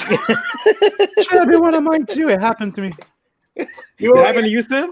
Yeah, because I used to be on. Yeah, come on. I'm on PC. I like to draw sexy babes with boobs and stuff. Come on. That's not obscene material, boobs. Okay. Shitting, pissing, feeding your victim enema water. In one of my book, there's one of my characters that screws an alien and until her head explodes. Ah. I published Michael Diana. Okay. I published Michael Diana when the police told me if I did, they'd prosecute me for obscenity across state lines. But I did it anyway. You were a publisher for Verizon, right? So you published one of my favorite books, The Death Dealer with Simon Bisley and Danzig. So we're good. Yes. Anyway, Go ahead, Lewis. First off, you already asked me this question last week or a week ago, 2 weeks ago. Was it the answers? Okay. Yes. Yeah, but this one. Really? You think so? I don't think so. Show me your fucking warrants. Show me your fucking things. Show me something here. Oh, really? Fine. No, they're not taking shit. All right. Head start. All right, and now the last one is for Hart. Ladies and gentlemen, put your headphones, adjust your headphones. All right, so Hart, you are at a Comic-Con, which God knows why you're there, but you have to be there at the show. Okay, I'm a good whore. If they pay me, I'll show up. Well, good whore. Yeah, good. I know when I'm a whore and I know when I'm not. Pay me, I'll be there. And you're at your table. Someone walks up to you, and they say, some guy walks up to you with your book in his hand. But you notice, which book? There's lots of them. What's your favorite book? Dude, there's so many. Some offend people, some don't. Rough Trade had the story where a victim is fed enema water till she dies. Cadaver was banned by Quebecor in Canada. They wouldn't print it. Jesus Christ, dude, I've got so many things that people are upset about. What? Kill Image was hailed by everybody except for the guys who found the image. Rob Liefeld thought I was coming to kill him. Todd McFarlane's wife was freaking out. The guys that killed Image. You didn't know I did Kill Image? No, I didn't know. I did a comic book where I killed Rob Liefeld, Jim Lee, and Todd McFarlane. Oh yeah, I saw that. I saw it, but I didn't know it was you. I remember that. Yeah, I had no idea. Wow. Rob's wife was terrified of me. No, it was Todd's, wasn't it? Not Rob's. No, Rob Liefeld. Rob Liefeld. His wife was terrified. Rob told me, you don't understand. I know everybody. Yeah. Rob's wife. I in the comic book, I didn't realize this, but in the depiction of his backyard, I guess we nailed it. Ah. And I shot Rob in the backyard by his pool. You know what I mean? So I did kill Image, I did kill Marvel, and I did the Rush Limbaugh Must Die and OJ's Big Bust Out, Doing Time with OJ. Those were the spoof books. And then there was Babylon Crush and Dark Angel and Bill the Bull and our longest running erotic horror anthology, Flowers in the Razor Wire, which became a movie series. Well, real quick, this guy. So let's get back to the story. So this guy comes up with what book? He has Kill Image. What book? Poems for the Dead? Still Dead? Kill Image? Kill Image. Kill Image. It's Kill Image. But you notice the trade dress is different. You mean he counterfeited my book? He counterfeited your book, says, hey, which happened with my Jeffrey Dahmer biography? He says, hey, fucker, this is my book you're stealing. And not only that, before you can react, he's across the table and sissy slaps you. One, you children don't know me very well. Let's take this from the top. Let me take this back from the top. HART Fisher, South Side of Chicago. South Side, motherfucker. Gaylords, Disciples, Vice Lords. Get me? Hardcore. South Side. Hardcore. Most fights I had one-on-one, I was fine. When I had to fight 3 or 4 or 5, then it was a problem. I could beat 3 guys. I couldn't beat 5 guys. So why did I do martial arts? To beat up 5 or 6 guys. Why? Because I'm from the fucking South Side. Then I go to college. I learned Taekwondo from a member of the Korean Army demonstration team. Okay? Sung Lee Taekwondo. I just went 1 month ago to my 30-year Taekwondo reunion. Who was Sung Lee? Well, he was a person who reinvented political science from South Korea. Came to America, was a professor in political science at the U of I, and me and my buddy trained under him. So I was learning from a guy from the South Korean Army demonstration team for Taekwondo. I trained with 2 guys on the Olympic Taekwondo team. The Hole brothers, who did all the stunts for the first Teenage Mutant Ninja Turtles movie, I was training with them. They were Wushu forms masters. That's who I was before I started publishing comic books. Then I started publishing comics. Then I moved to LA, and I'm angry now because a lot of my loved ones have been murdered. And I trained with Gokor Trevichi and Gene LaBelle and a host of killers. So your question, punk bitch wouldn't even get across the table. Punk bitch would find his arm and shoulder rotated out of their cuffs and broken before punk bitch ever got off a slap on my face. I was a killer. And I am a killer.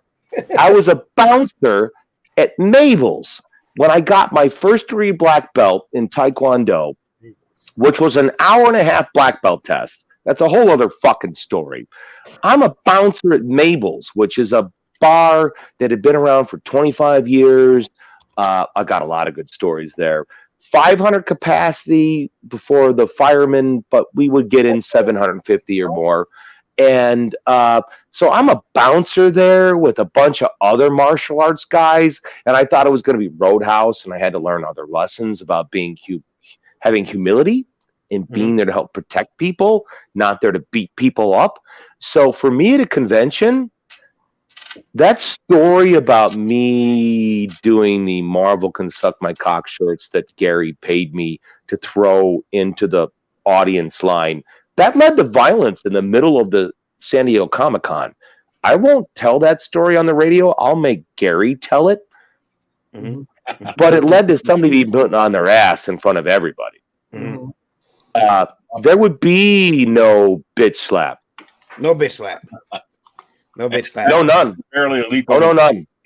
Oh, Ralph Griffith asked. There'd be no leap over the table. What, some fat fucking comic book guy?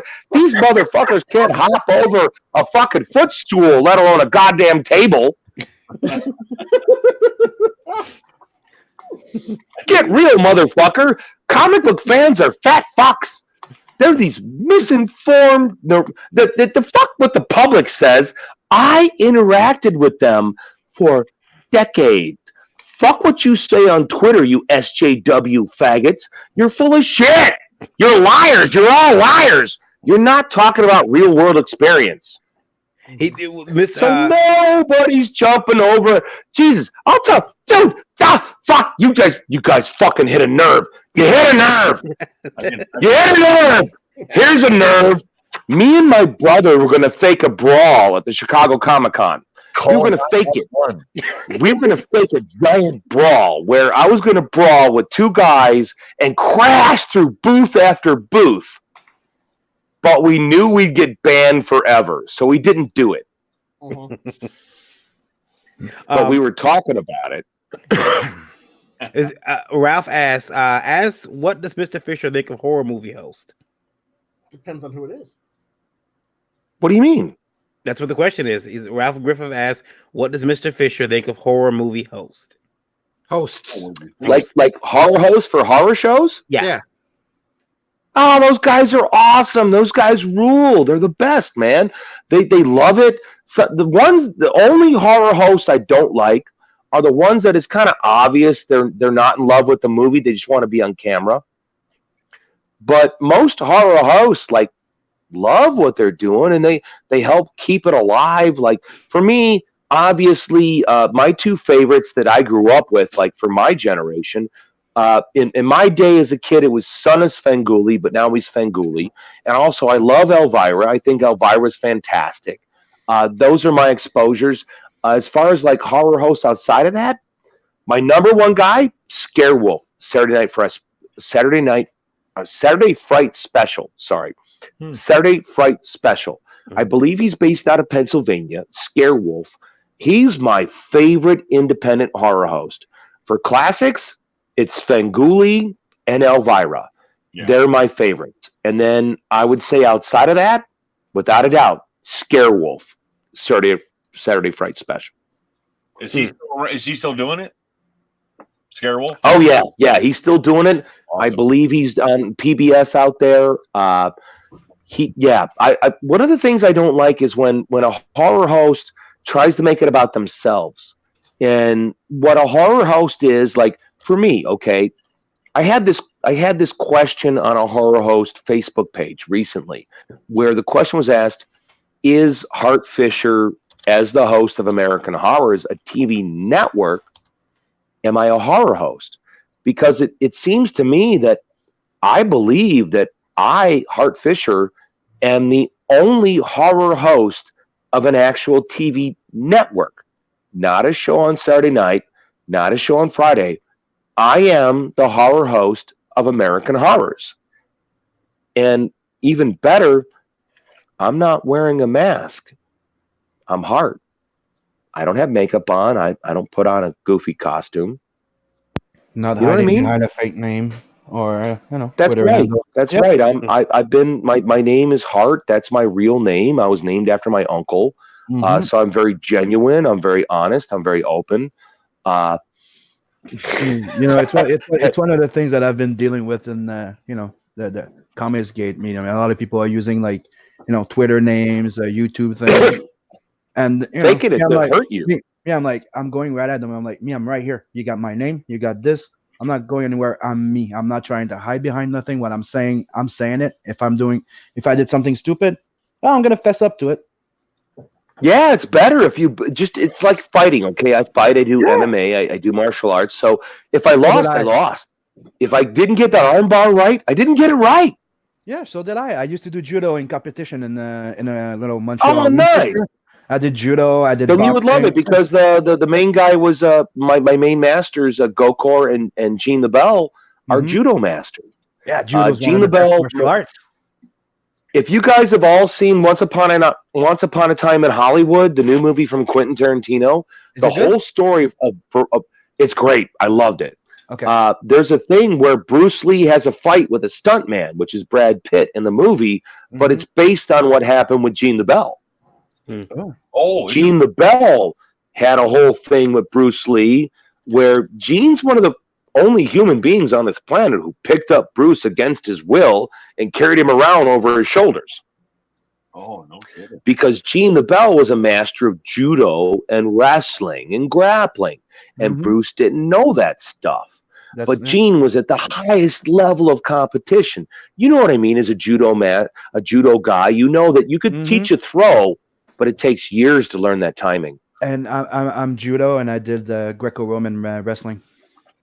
Oh, nice! Then you probably would love Gene's stuff, Gene Yeah. the Bell, and what he Seems does. like a guy that I would be friends with. Oh, hell yeah, he's fantastic. And like for me, Manny Gamburian was the guy who lost to Nate Diaz on the Ultimate Fighter. He blew out his shoulder fighting him. He's one of the guys from our dojo. The Carl Parisian, if you're a long-term UFC fan, Carl Parisian was supposed to fight Matt Hughes for the championships in the early 2000s, but he blew out his Achilles tendon training with Randy Couture. Those are all the people I learned with and trained from in LA, was those kinds of people. You're a lucky guy. Ted Davies says I'm third so grade. blessed and so happy, dude. Yeah, have you guys ever seen the Chuck Norris movie, A Force of One? Sure. I remember that. One of the greatest moments of my life was getting kicked in the face by Bill Superfoot Wallace. Oh, that's awesome. I was at Gokors and I trained in his style, that Superfoot style, which was side kick, hook kick, roundhouse, where you never put your foot down. That's how I did it in Taekwondo. And I got to be there at Gokors, and Bill Superfoot Wallace was there. It was shortly after he had one of his knees replaced. And I'm there, and I get to fight with him. That motherfucker, I couldn't stop. He kept kicking me right in the face. But I was never so happy to be kicked in the face as I was then. Oh yeah, I used to love Bill Wallace. He was really the shit back in the day. It was just awesome. I remember I was training with one of the top guys once, and he's an MMA, and he's like, okay, and he was a bit drunk. We were having fun, right? So he's like, just stand there. Sure. I won't touch you. I'm gonna do a roundhouse. I won't touch you. Dude, he bashed me so hard in the freaking face. And he's like, I'm sorry, I miscalculated. I'll go, it's okay. You just proved to me nobody's perfect.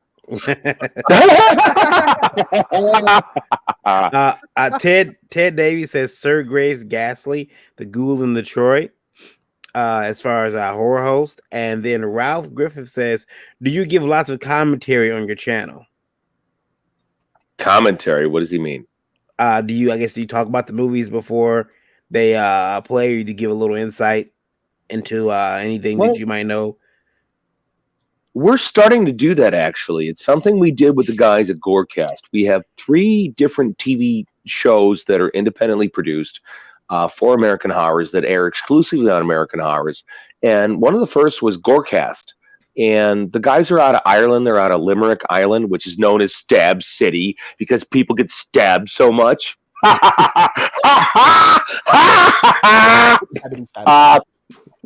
It is. It's known like literally all through Ireland as Stab City. No joke. So those guys, they hosted Top Zombie Night where they introduced a bunch of zombie films, and they did a episode on the biker influence on horror, and they hosted some. And I'm going to have the guys at Horror Show do it, and I know I'm going to have my new guy Groovy at Groovy TV do it. So sometimes, yeah. Got an email question in for you here, Hart. Oh boy. Okay. I shaved my balls. It's okay. They're shaven. Hart, have you had any issues with the American Horror Story people yet? Trying to get you to change your name for your channel?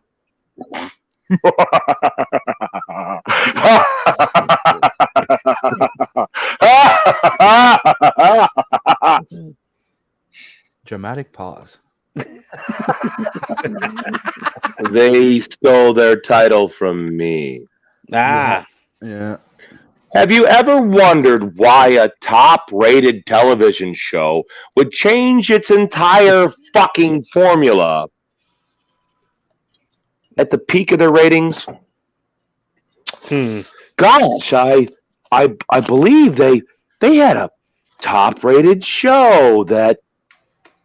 Is that normal, guys? Is that normal to change your entire fucking format? It's not.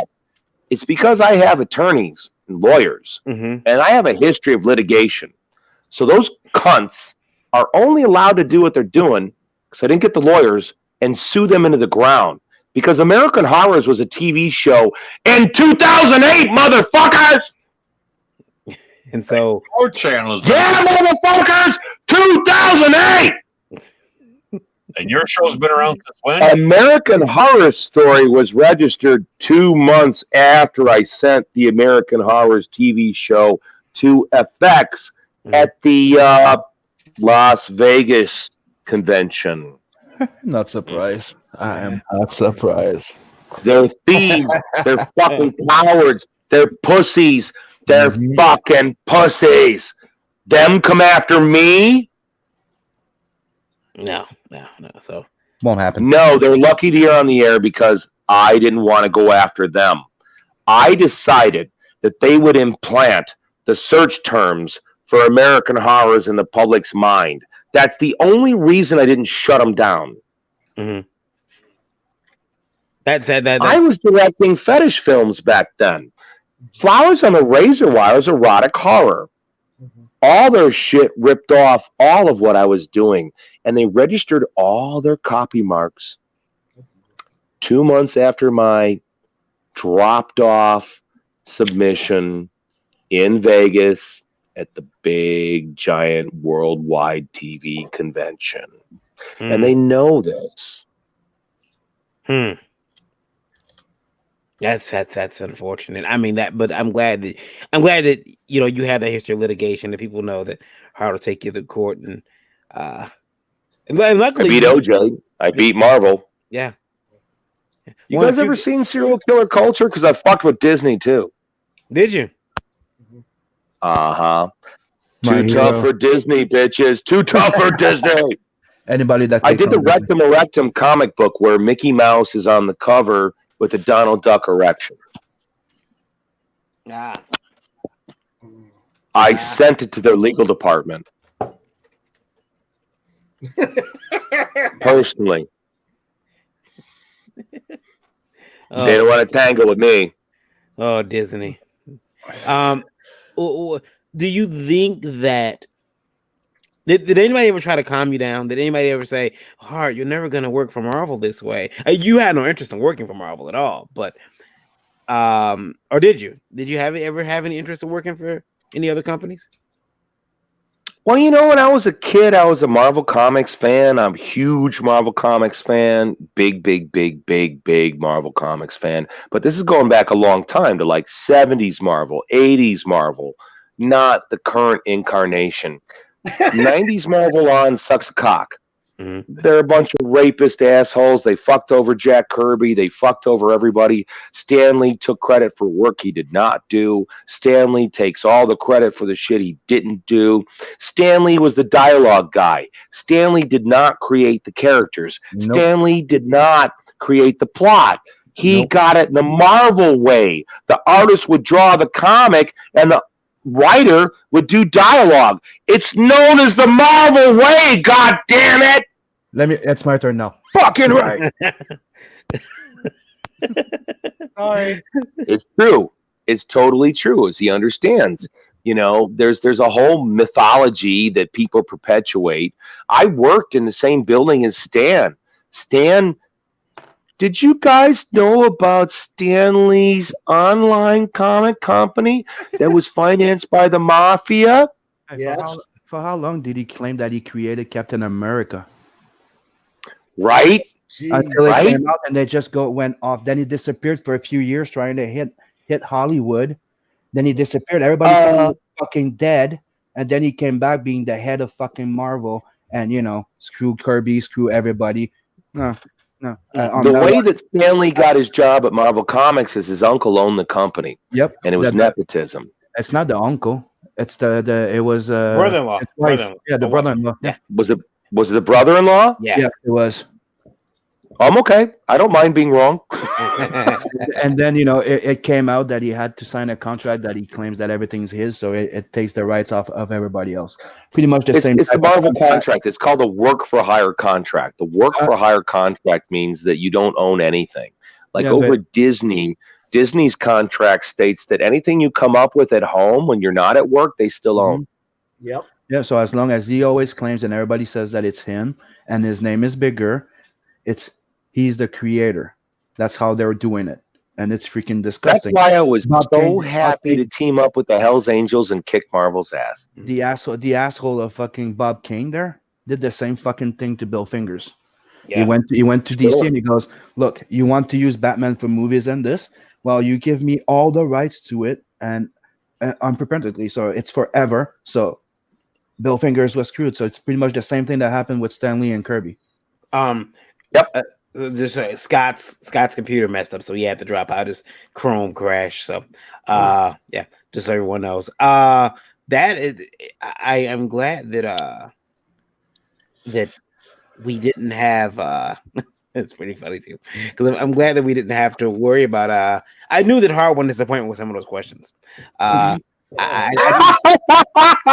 Yeah, I'm sorry. Every time we talk about Kirby, I get carried away. No, it's okay. It's no, okay. me too, man. Kirby's the man. Like even in DC, these DC movies, no one's talking about the fact that the Fourth World and the Boom Tube, all that shit's Kirby too. Yeah. So DC's ripping off Kirby also. DC built the universe of DC. That's what he did. He went there. They only had their individual comics. He went there and he created the shared universe in a way. He's the one that created. And they treated Neil him like Gaiman's shit when Sandman. he was there. Everybody talks about Neil Gaiman's Sandman, but it's based on a Kirby character. Yeah. Mm-hmm. Yeah. Yeah. That's or Steve Ditko. That's another one I go bananas on. Steve Ditko, who created The Question, Shade the Changing Man, so many amazing Dr. characters. Strange. He's the real creator of Spider-Man. He's the real creator of And Doctor Strange. Yeah. Yeah, definitely. I love Doctor Strange. Yes. And remember, what's then the faceless one, The Question? Yeah. I love The Question. That's one of my favorite characters. Yeah, and they ripped them off and they died with penniless almost. Yeah. Just like the Watchmen and how DC shit on Alan Moore and fucked Alan Moore and fired his friends to get Alan Moore to sign off on this Watchmen shit. Hey guys, I won't watch the Watchmen series. I won't do it. Anything that they have ripped off from Alan Moore, I won't buy. I won't watch. I ain't watching it. The Watchmen series, fuck you assholes. Yep. You raped Alan Moore. You beat up Alan Moore. Anybody who runs around with Watchmen shit, you're enabling people who raped an artist. They used his friends against him. The public does not know that DC Comics leveraged jobs with Alan Moore's friends to get Alan Moore to sign off his rights. Did you do you remember what happened with the what's his name, Friedrich? The creator of Ghost Rider? They countersued him. They countersued him. He was fucking dying. And made him bankrupt. He was dying. He needed treatment. So he actually went after them and sued them to have some of that movie money. Yeah. He lost and they sued him over. Yeah. Yep. Look, a lot of people have asking me where I get my drive lately. You know, I don't sleep much. I always draw. People are like, where do you get that drive? This is where it's from. I have that in my head all freaking time, and I want to tear it down. Yeah, it's like we need to take comics back. You see, the creator of Rocket Raccoon, he's in poor health. He got hit by a car, I believe, and you think Disney would take care of him since they're making millions off of Rocket Raccoon, and no, they don't give a fuck. It's a work for hire contract. They didn't consider him as anything. Yeah, because before they had a on their paycheck. Behind it says, if you sign this paycheck, you weed away all your rights to everything that you just did. So that's one of the things that's a big part of Neil Adams fought. He kept his things from Batman, and is a lot of people are saying he's an asshole now. But I'm like, dude, you do need to remember that he's one of the reasons why we got our rights, a bit of our rights back. Well, a lot of that is that money behind the scenes where these giant corporations are trying to shade the narrative. They're trying to change the narrative away from the simple fact that Joe Shuster was fighting for his rights as a human being and an artist for something he created. They didn't create it. And it's a sad tale. It's why I'm so savage. It's why I'm portrayed as being savage by the media, because how dare I stand up for my rights? Like, my big claim to fame in the beginning of my career was the simple fact that I stood up in the face of lies about me in the mass media and said, you're telling a lie, and I'm going to argue with you and tell the truth wherever I can. And that's something that is important. And what you're saying is very important. The fact that you know all this stuff, that you're aware of this stuff as a young creator, man, that gives me hope. I am 43. Yeah, I'm 50. Not that young, but yeah. It's my drive. And we got the gray beard contingent here.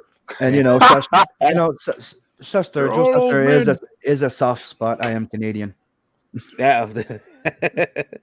Yeah, I got a question for you, Sam. Yes. Now, where in Canada are you? You're in Montreal. Montreal. Okay. All right. guys, I got to step out for a second. I'll be right back. Okay. Later. You're Somebody need a pee break.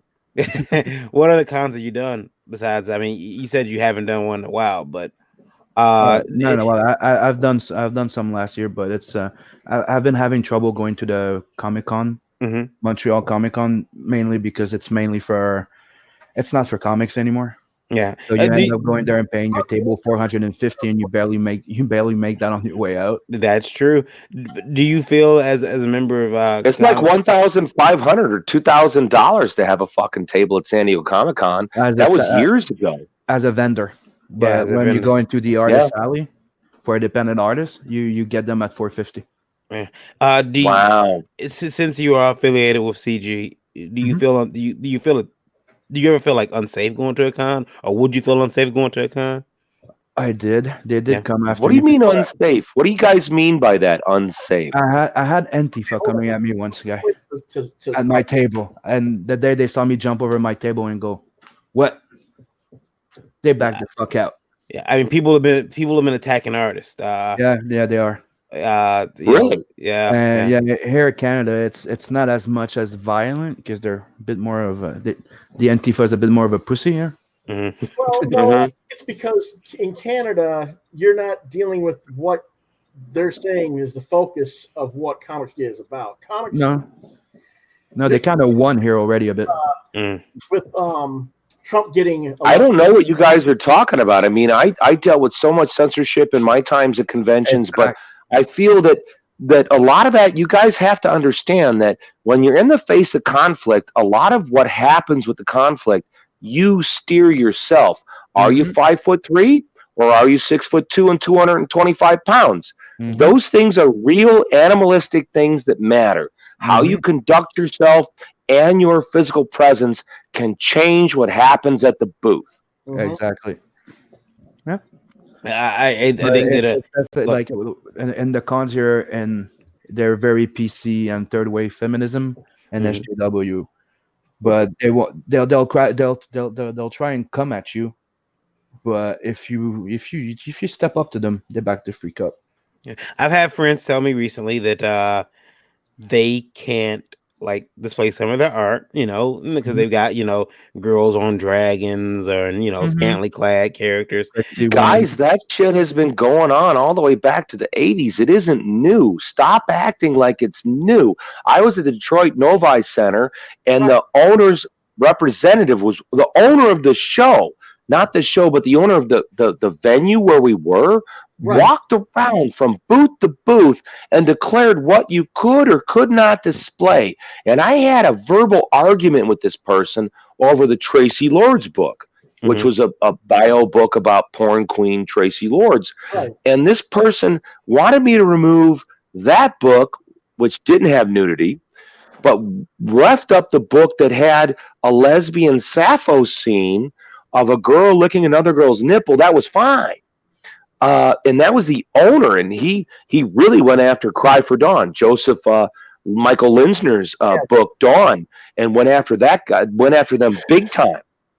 Yeah, Yeah. So this isn't new, you guys. As artists, you just got to learn to stand up.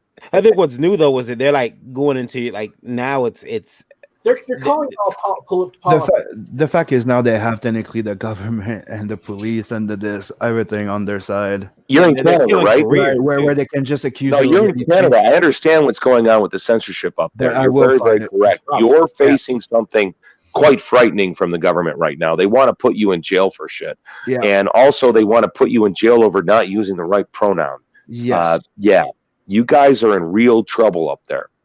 And I've been standing, standing my ground. Keep standing tall and keep being vocal, brother. No. As you can see, I am.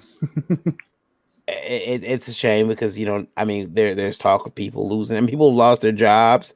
People are losing their I mean, dude, I lost contracts because of this shit. Yeah, there's a few people that went after my clients because I was CG and I lost like in July, just last July. I had a contract for some design for a video game and doing a cover and interior art for a novel, and they just dropped me because of this. And did you see this shit the other day with Zoe Quinn? She came out after that guy, and the guy took his life. You know, regardless if he did or not, and if he did do it, that's he's a piece of shit if he did it. But the guy took his life, and he took it, and basically, I think they said that it's because he said that he was ruined. Like if he was, guys, I'm going to take another end. You guys are taking the wrong end. You fucking pussies got to rise up. You motherfuckers got to rise up. I've had protest marches on my house, death threats. I used to carry a fucking gun. I've been followed. I've been fucked with. I have dealt with the fucking mafia. You cocksuckers got to rise up. Stop with this candy ass. Somebody said something terrible about me on Twitter and I feel bad. Or this conviction by Twitter. Anyone who believes in conviction by fucking Twitter, I've helped put a rapist murderer in jail. I spent 10 fucking years to do it. There's a court of law. And in America, you are innocent until proven guilty. And we got to stop this mob mentality online. And we as men and women must get strong, rise up, and start standing for something instead of running away from everything. And stop caring about this shit. That guy killed himself. You know what? Fuck him. Fuck you, you weak piece of shit. Fuck you. It's time to stand up. It's time to be a man, be a woman, be an adult. Stand up for what you believe in. Fuck what you see on the internet. It ain't real. It's not at the grocery store. It's bullshit. Regression. Sorry. Repression does lead to depression, anxiety. You need to express. You gotta yourself. fight. Yeah. I'm saying this for the people at home. Stand up for yourself. In front of your mom, in front of your dad, your wife. Your wife giving you shit? Divorce her. Your husband doesn't like your art? Divorce him. Fuck him. Stand up for yourself. Stop living for somebody else's opinion. When you say you got death threats, were there any all the time? I was followed, motherfucker. My house was robbed because the local news broadcast I was out of town, and my house was robbed. I was at the Fangoria Horror Convention in 1992, and the local CBS affiliate broadcast that I was out of town. So someone robbed my fucking house, and CBS broadcast it. Before I ever got home. You know what's fucked up now? Nowadays, the duplicity do that. Nowadays, the SWATers. They send. Yeah, that's the other one. They'll SWAT you. Yeah, we'll send the cops to your house, which has happened to some of us. We get the cops called on us. But it's like guys, it happened to me. My smartphone. I don't know who got into my smartphone, but in the middle of the night, like at 4 a.m, sitting on the couch after a really great night with one of my people, hanging out, having some drinks. We'd had a wonderful midnight swim in the lake where I live. My phone called 911 all on its own. And I was swatted. Last summer. Was there? Were the cops ready to? Did they come there ready to shoot? Basically. No. I got a relationship with the officers because they know me from my wife's illness, and so we have a relationship. We talk. from doing American Horrors and doing a lot of the photo shoots we do here in town. We work with the police officers because we're shooting things in which we have weapons, in which we're driving a Mad Bucks down the middle of town to promote the American Horrors Film Festival. So I've always made sure that I've had a good working relationship with police officers to make sure that nothing weird happens on a set, or someone says, hey, you're robbing that bar where we're shooting a photo shoot at. So luckily for me, I actually I'm kind of known, so it wasn't that bad. I remember the first time that I seen Hart. It was on the Sally Jesse Raphael show, and I didn't notice. I think it was there was a laugh track in the a laugh track. Yeah, so I put a laugh track behind. Holy shit! Every comment that someone in the crowd would make. And I thought it was funny. I thought it was, because to see you keep your cool when these people are giving you so much hatred, and they're, these people they're calling. I'm pretty sure that was on early 90s television. So I'm pretty sure there was shit they cut out. They will say it to you. Yeah, you're actually, you're absolutely right, because what was happening is they shot those shows as if they were live. So at that point in time, my girlfriend, Michelle, had been raped and murdered making the movie The Garbage Man. So I'm on this show, and the victims' families on the commercial breaks are screaming at me to get a reaction out of me. I'm glad your girlfriend was raped and murdered. She got what she deserved. I'm glad. Did it hurt? I'm happy. So, yeah, things were said to me that weren't shown on the show. And what was Raphael's reaction to that? No, they wanted that. I was the bad guy. When you have been designated the bad guy by the mass media, you are the safe target for all the anger. So people are allowed to do terrible things or say terrible things about you in the social construct. Right. I've been there. I just don't want to compare penis links on it, if you know what I mean. I've been there though, and I've put my. It was one of those things where they did that on those talk shows, and people were looking to get a rise out of you, and unfortunately for those assholes, when I went in there, I was always a combat guy, so I was focused on what was going on. I was focused on making my point. I was never paid to be there. I didn't get paid any money to be abused like that on these networks. But the reason I did the talk shows is because CNN and the other networks were lying. They would edit your answer to one question as if it was an answer to another question, and that's deceptive. Who does that and sound the like, only Randy? way for me, huh? I was like, Randy, who does that sound like? What happened to Zach? Yeah, just about anybody on Comedy Central of this fake news agencies. They did that to you guys talking about what happened with that Australian lying comedian asshole, anti-gun piece of shit? Yeah, that's the one. Yeah. Motherfucker, that piece of shit, that lying piece of shit. Yeah. I know what you're talking about. Yeah, that's it. And then how did Facebook react to that? How did Facebook react? They banned the victim. Yeah. Right. No, they didn't ignore it. They banned the victim. Facebook banned the victim of the Comedy Central fake news shit. Right. That's fucked up, brother. That tells you how bad the steerage of conversation is happening on YouTube and Facebook. Yeah, and Twitter. Yeah. And Twitter. $20 and Twitter. And $20 says everywhere. Anyway, I got accused of supposedly trying to break up a couple, and I supposedly sexually assaulted the girl and all this happy horse shit from Comic Book Resources.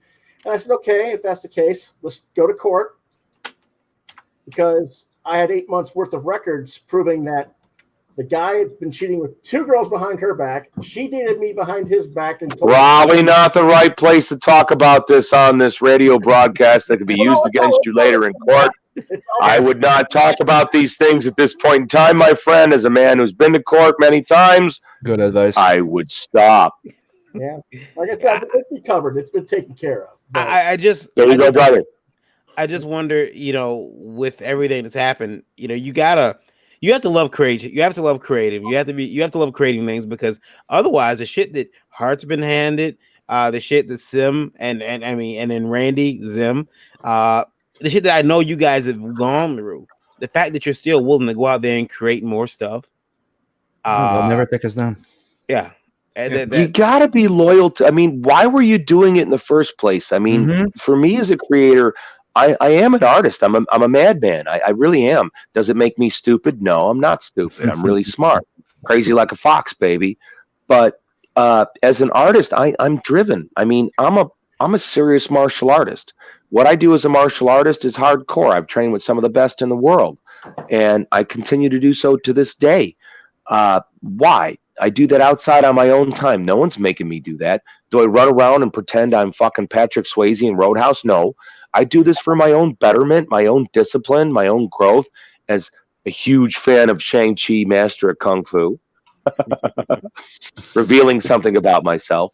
I do martial arts. I do all the other disciplines I do for myself. My art starts with myself. I create because I have to. And finding the audience is great. I mean, that's fantastic. That's when you have sex.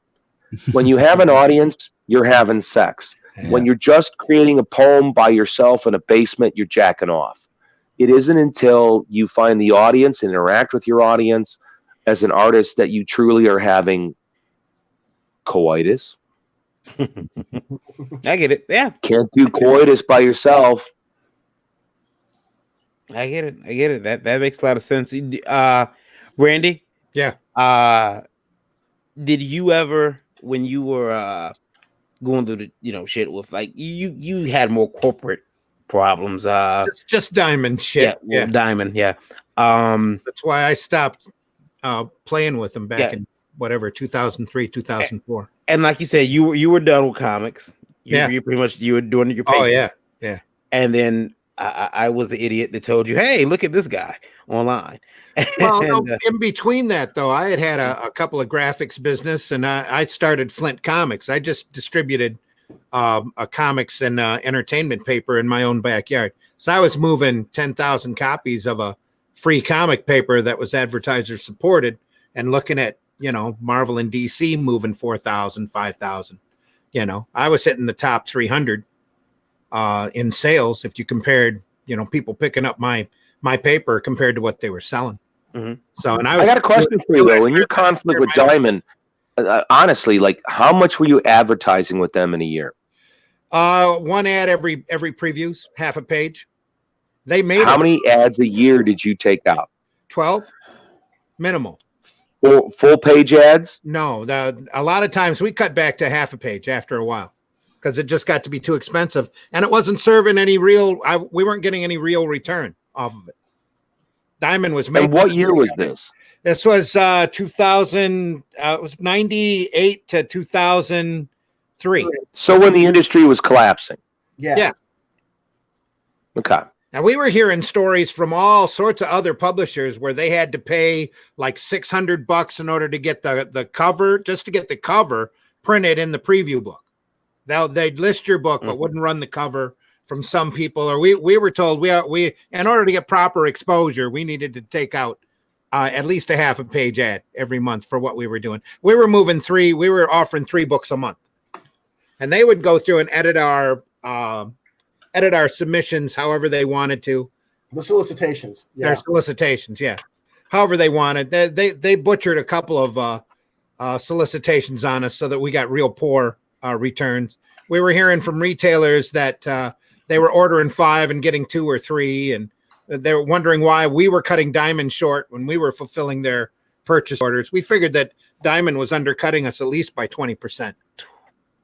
Wow. On their orders. It was just a constant piece of BS. And every other publisher had a whole different set of stories. And we're sitting there going, really? Because we're doing this. We started comparing notes, and then they started enforcing minimums on us.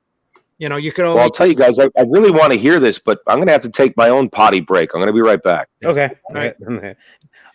And it went from 10,000 to 12,000 to 15,000, and then they were telling us what books we could or could not solicit. We'll take this book, but we won't take this other book because this other book's got really, really good quality to it. And it's stepping up a lot, and the numbers are starting to rise. We can't take that. We're not going to take that book, but we'll take this other book. It just got to be a constant. Okay. Sim, Yes. you had mentioned that when we talked about people getting their careers shut down, you can't put a comic out, you can't put you can't get work in the industry. Not just the not just the death threats. And there's always the idea that there's good people and bad people on both sides. There's that idea. Yep. But I gotta say,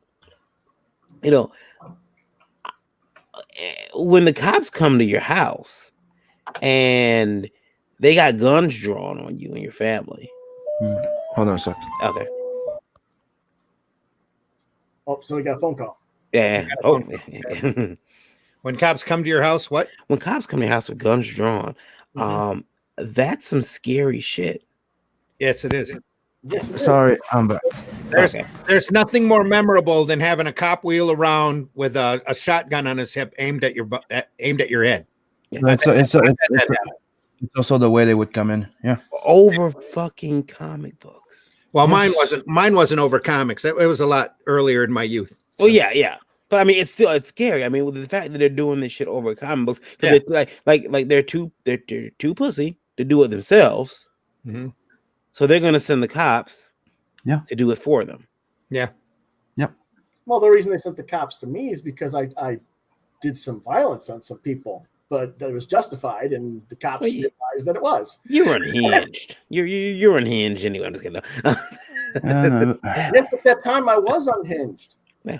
At that time I was very much unhinged. Ultimately, I had to go see a psychiatrist by court order for 3 years. Now, Sim, with your book, which we know when it's completed, we gotta have you back on, because what we like to do is like to get a copy of any book. I mean, this show we like good comics, be they from CG or otherwise. And so what we got to do is I'm gonna go on. I'm gonna back your book, and try to get a second copy as well, so we can give it away to one of our viewers. You know what? Yeah. Give me the your supporter ID by messages. Okay. And I'll do a little sketch into the book that you're gonna give away. Cool. I'll do that. We like giving away stuff to people. We like putting the word out about any comic book. They're not all CG books. Some of them are. Doesn't have to. Yeah, it's about good entertainment. It's about comics. Yeah, good comics is good comics. Yep, exactly. And that's what we like. And then also, we also love the drama that comes along with the business. I have to admit, I love some of the drama. I'm glad you didn't get caught up in the fiasco with the Kraken print, because that would have been very bad for everybody. I know we talked about that briefly. He tried. My friend got to me. He goes, "Hey, when you do your book, try." And no, I don't trust that. No. Yeah, it's we're still unraveling stuff. We're not done with the story yet. It's not just that. Didn't they have like a fulfillment service too? Apparently, they were moving into that at one point, and I mean, look, they can't even. They're not even replying. They're not replying to emails. You try to get in touch with Mr. Way, apparently you're getting blocked. Oh, me, it's like if they can't send me a sample and they say, "No, trust us, it's high quality. We have this book, we have this book, we have this book." Me, I go, "Nah, I need a sample." Yeah.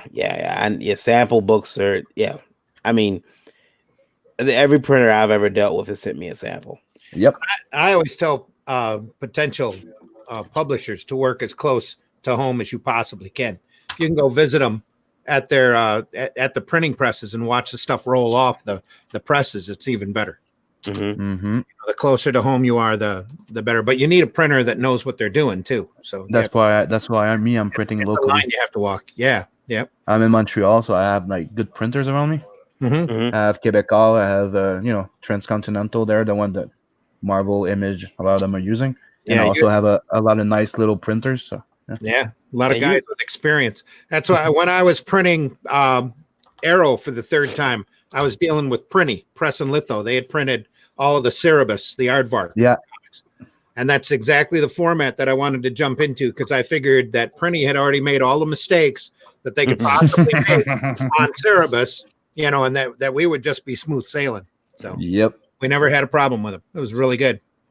Now, I have one of those small printers that can actually do like the perfect German bind with the fold in it. Oh, really? Yeah. Oh, I'm like, yeah, That's I sweet. love him. I bet. Yeah.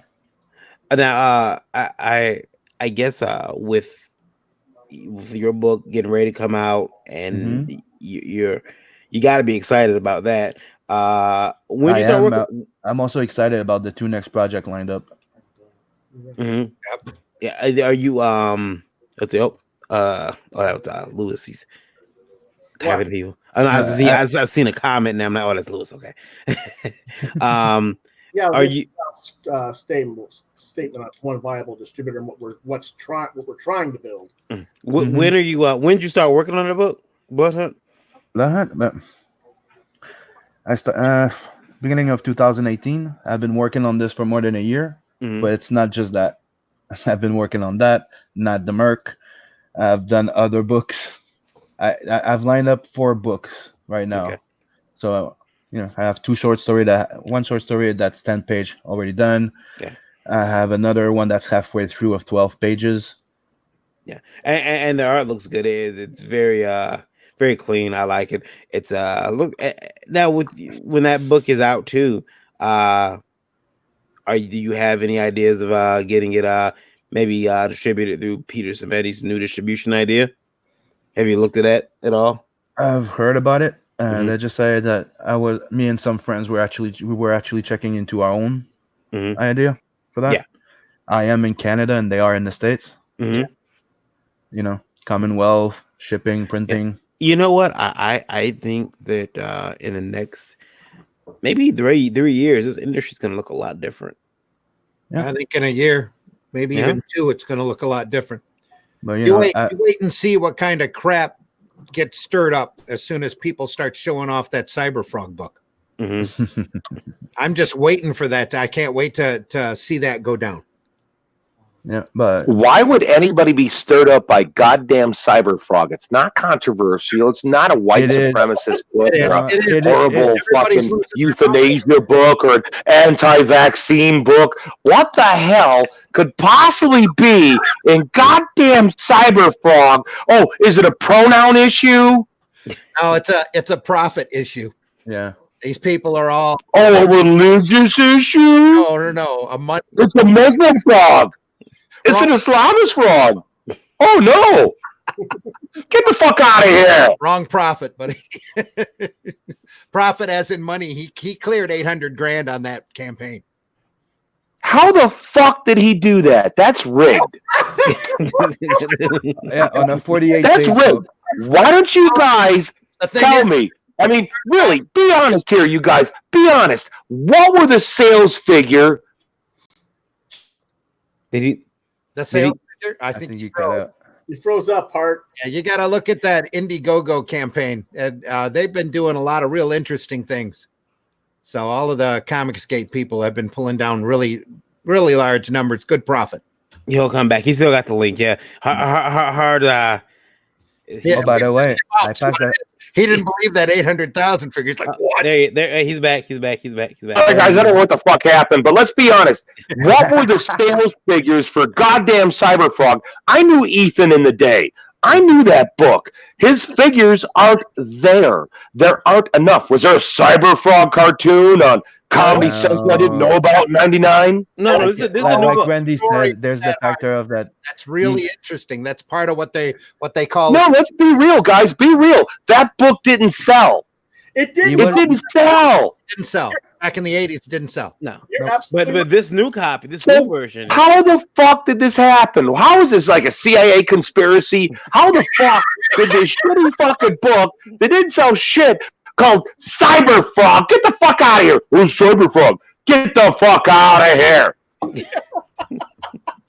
Well, You guys are aware that some of these campaigns are rigged, right? I was involved in 2 of them that were rigged. Really? I've never heard that. Yeah. Maybe that's why he hasn't put his book out in over a year, even though it was funded over a year. Yeah, gosh, oh golly, all that money came in, and guess what happened? The book didn't come out. You got $800,000, but you couldn't draw a fucking comic that takes 3 weeks to draw. Oh, he's got a printer issue. I'm really late on my book, actually. He took it from a 40. No, get the fuck out of here. It doesn't take long. I was a publisher. I draw. I'm an artist. I've drawn a lot of books. I can pencil 2 pages a day while doing other things. Yeah, 2 pages a day, no fucking problem. I can ink 2 pages a day, no fucking problem. They're not Bernie Wrightston inks. They're not motherfucking Ernie Chan or Alfredo Alcala inks. But god damn it, I can ink 2 pages a day. Get out of here. I've negotiated with artists. I've run publishing companies. I'm the one who had to call up Simon Bisley on Death Dealer and go, Simon, you're late. Yeah. I'm the one who called up Jim Lee looking for deadlines for Verotic books. I did this shit. I had an artist working on a Danzig book who was getting paid $400 a page, living in his mom's basement, and this cocksucker couldn't produce pages. I'm sure you did. You're getting $400. Yep. $400 a day. You live in mom's basement. Yeah. Was that just for pencils? You ain't getting laid. I knew he wasn't getting laid. He was a geek from hell. That guy was not getting his cock sucked. So how come that guy was calling up on offices wanting an advance on pages? In advance. Mm-hmm. You want an advance. Fucking draw a page. Was that just pencils, or was that pencils and inks at $400 a page? I believe this particular artist, it was pencils and inks. Okay. Did you? But it's been about 25 fucking years. Yeah. Yep. But getting back to Cyberfrog, there's not one goddamn thing about that. It's like Snakes on a Plane. It was a big internet sensation, but the movie flopped like a mad motherfucker. Mm-hmm. The reason is because he's technically the main face of the Comics Gate fans. Yeah, and like I said, there's a long story. All those SJW. Okay, I want to hear it because I'm kind of ignorant. There's a whole story here I do not know, but as a guy who works on these, like, okay, I'm going to say how these things get rigged, all right? So there are entertainment companies that use Kickstarter and use Indiegogo as a, it's called a, what do we, performance of concept. Right, proof of concept. It's proof of concept. Right. So there are people with money that have you go out, and these guys know they got the money. They know they got the money. They got the money in the bank. They got guys sitting there waiting till the end of the campaign and come in and make it happen. Mm-hmm. Okay. But it's rigged all the way through. Those fans have been game. That money was there all along. Mm-hmm. They were using the fans to show proof of concept to bigger money people. Right. Those fans' money wasn't necessary. They did it as a big fucking end run. I know guys who've used their Kickstarter money to buy suits and cars. Sure. Yeah. Vacations. Not vacation. Not the comics. Lots of technically the way it happened is when he left DC. He became, he started doing those YouTube videos, like a bit like, what's his name again? Was Cyberfrog sold on? Was Cyberfrog a DC publication? Because no, I remember it being like a Harris publication. Yeah, it was Harris.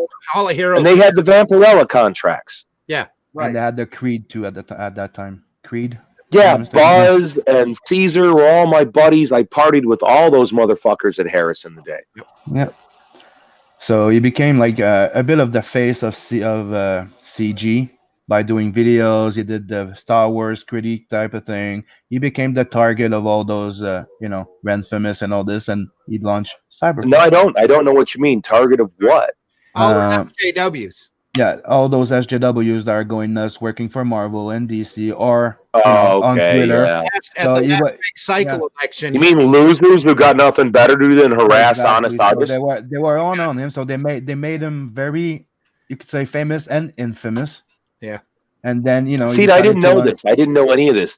When did this happen? To launch Cyberfog. Last year or two. Last 3 or 4 years. The 2 big years. the big turning point was when Trump was elected into office. Yeah. And Ethan went online and boasted that he was happy that Trump was there. And all the little Ws up at DC all blew a gasket and said, well, anybody that voted for Trump, we're going to remember who you are. So he left DC. Remember who you are. Does that sound American? Oh, yeah. You're going to persecute somebody for which way they voted. Is that American, guys? No, but that's to persecute somebody. You know what? If any of you guys voted for Trump, I don't care. That's your own right, your own opinion. This whole thing where we're going to persecute people online for their political beliefs is bullshit. Yeah. You don't know who they are in their life. You don't know who they are. Yep. I won't. It's the same thing. Like, okay, I'm not supposed to go after somebody because they're going to change their gender, but I'm supposed to go after somebody who has a belief about their comic book, their political belief for their president. Yeah. Really? So it's okay for you to chop off your cock and become a woman, and I'm supposed to support that, but I can't support a political candidate? Yeah. What the fuck is that? That's crazy talk, man. It is. Mm-hmm. Yeah. And that's what Comicsgate became, was this fight between the SJWs and the people that got forced out of the industry because they were conservatives or... Yeah. Ethan had a YouTube channel while he was still at DC called Comic Artist Pro Secrets. It's still up there. But Ethan was working for DC. Was Cyberfrog published by DC? No, it was doing Green Lantern. Ethan runs on Green Lantern and Flash. And don't forget that before launching Cyberfrog, he also did the illustration for the book of Jordan Peterson there. That was also... really? I love Jordan Peterson. That's a very intelligent gentleman. Yep. Yes, he is, and another reason why very intelligent gentleman. I did not know that. One of our creators is working with Jordan Peterson. Chris J. Miller, one of the directors I've worked with since I founded American Horrors, an amazing director. I've appeared in 2 of his films. I was a corrupt cop who beats his suspect to death in Mortuary Massacre, and I got to be a bounty hunter in his film Forbidden Dimensions 2036. Okay. And he is working with Jordan Peterson. He's a big Trump guy, and he's working as a music video director with this amazing industrial band, the Coma Sex. And they're doing these killer videos, and Chris has been delivering to me this amazing music from Unity Fields. And in fact, he's working on the score for my return to horror, My Name Is Nothing. And he does the Trump shit specifically to provoke people. Yeah. That's how he got a lot of views. Yeah. Yep. Now, there's a lot of people doing it, like that fighter Colby Covington, who's running around doing all that to provoke people. Yep. One of the things I would say about Trump, that all of America owes him a debt of gratitude, and this is a real thing. This is a very real thing.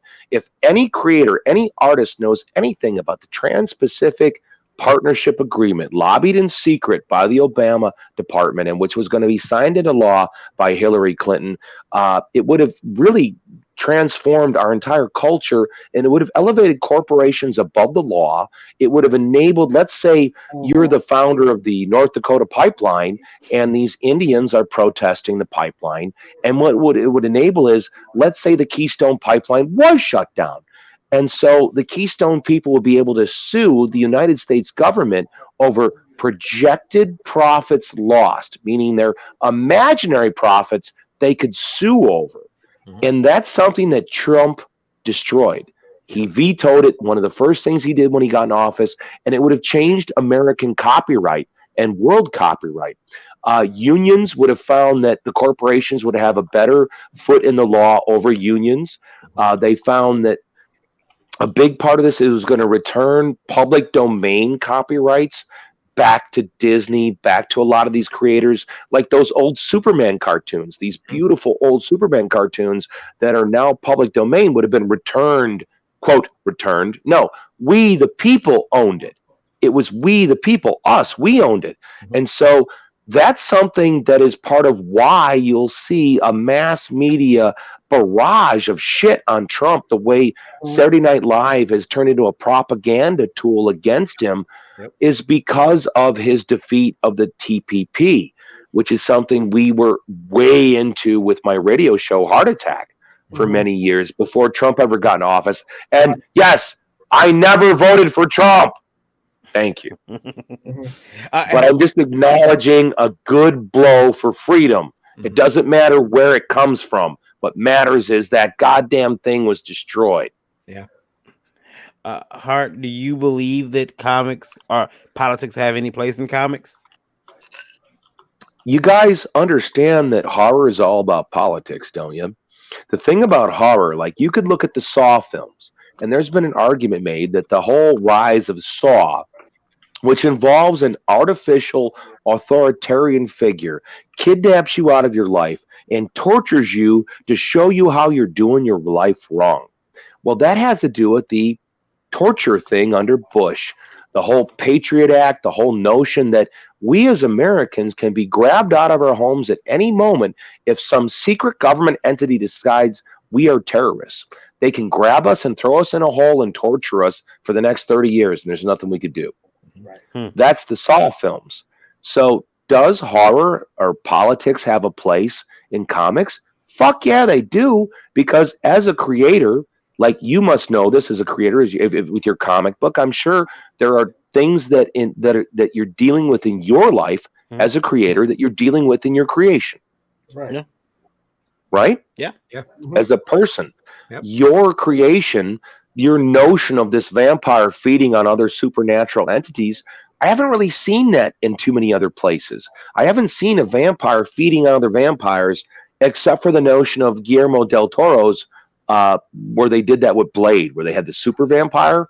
In the second one where he directed that, you've got an interesting creation, which I'm sure is based on your feelings and your experiences in life as an artist. Sim, did you do you think that any part of your book does reflect Canadian politics at least? Nope.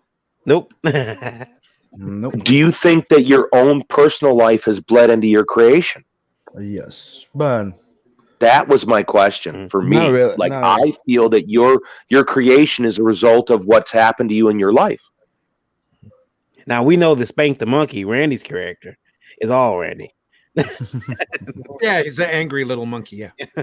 Full disclosure for the people at home, they probably don't know that I've spent a lot of time with Randy in the 90s at shows. Yeah. it's true that they always say that every creator. put I a little bit love of Spank themselves the in there. Monkey. Spank the Monkey is an awesome creation. Sorry to talk over you, buddy. I'll stop. It's okay. Like I was saying, they always say that every creator put a little bit of themselves into their creation. That it'd be like that it'd be story, character. You can't help yourself. Yeah. You cannot help yourself. Your art is a formation of your experiences in your life, your dreams, your nightmares, the things that you got in life, the things you didn't get in life, the things you wanted in life. Those things all show up in your work. Mm-hmm. Yeah. I agree 100%. That's the thing about an artist. Well, guys, we have reached almost the 12 o'clock hour, so I'm gonna let everybody get some sleep. Yeah. I appreciate everybody coming on. That went quick.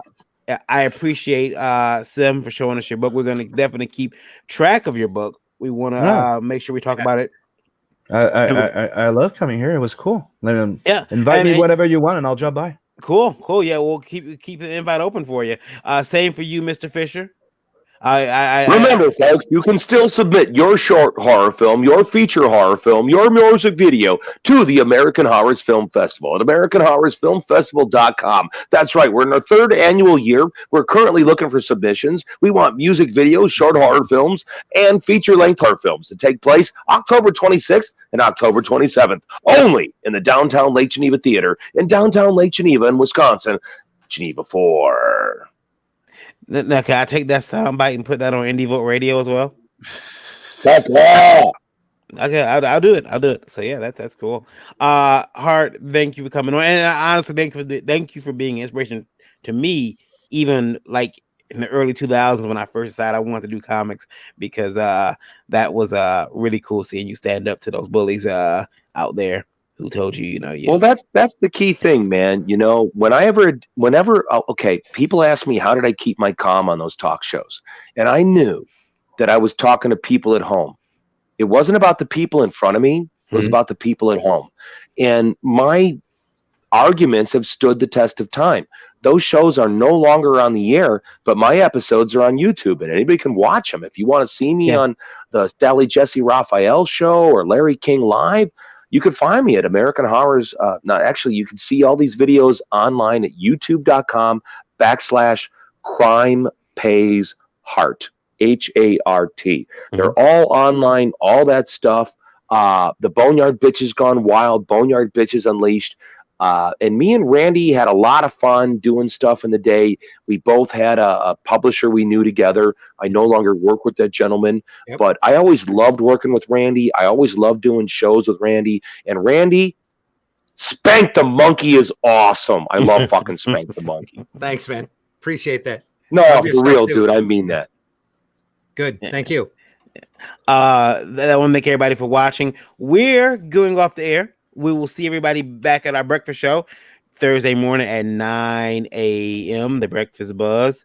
And then, of course, back here next Tuesday at 9 p.m. For our regular Indie Vote Live show. Always good to talk to you, Hart. Always. I miss you, Randy. I miss you and a lot of my other friends from the comic industry and seeing you guys at shows. I really do, man. I hear you. What's the chance of getting Hart up to do a panel at one of these shows? Who do you have to talk to? You'd have to get him. You'd have to get him to get to his show. That would be. We're gonna work on it. We're gonna work on it. Yeah. I'm probably going to be. I'm a guest. I'll show up. Here's the great thing. Here's the thing. Okay, unlike these deadbeat Comics Alley jackasses, if you bring Hart D. Fisher to a show, I've got a television network, dumbass, which means I have a worldwide audience, which means I'm going to advertise my appearance at your fucking show, which means I bring people, which means if you have me at your show, you're going to have a commercial on the American Horrors Network. So pay me, feed me, I'll be there. And even better, I'll supply you with an entertainment room of exclusive content to stream all weekend. Yeah. No other creator offers that, period. Sweet. That's cool. We're going to have to get on that, Randy. Yeah. All right. Thanks for joining. We have to do a whole weekend show, and we can have them up and just do it. I keep saying we need to do an adult comic convention. Oh yeah. There's been a couple of shows that have popped up at casinos. That we'll get pretty inviting. We'll get Sim from Canada. I did shows at S&M places. I did shows. You guys don't even know, man. I took Boneyard Press to S&M shows, to 9 Inch Nails shows, to goth clubs. Everywhere, man. Everywhere I could sell comics. I was relentless. Sell the comics. I sold them for $1, $2.50. I didn't care. Get readers. I overprinted all the time. Get readers. It's why I was able to survive so long. Yeah. That's Fight! All right, everybody. Thanks for joining us. Take care, buddy. We will see you soon. We'll see everybody next Tuesday. Sim, open invite anytime you want to come back. Oh, thank you. It'll be a pleasure. All right. Really fun chatting with you guys. Yep. Thanks so much for coming. Appreciate it. My pleasure. Thanks for showing off your book.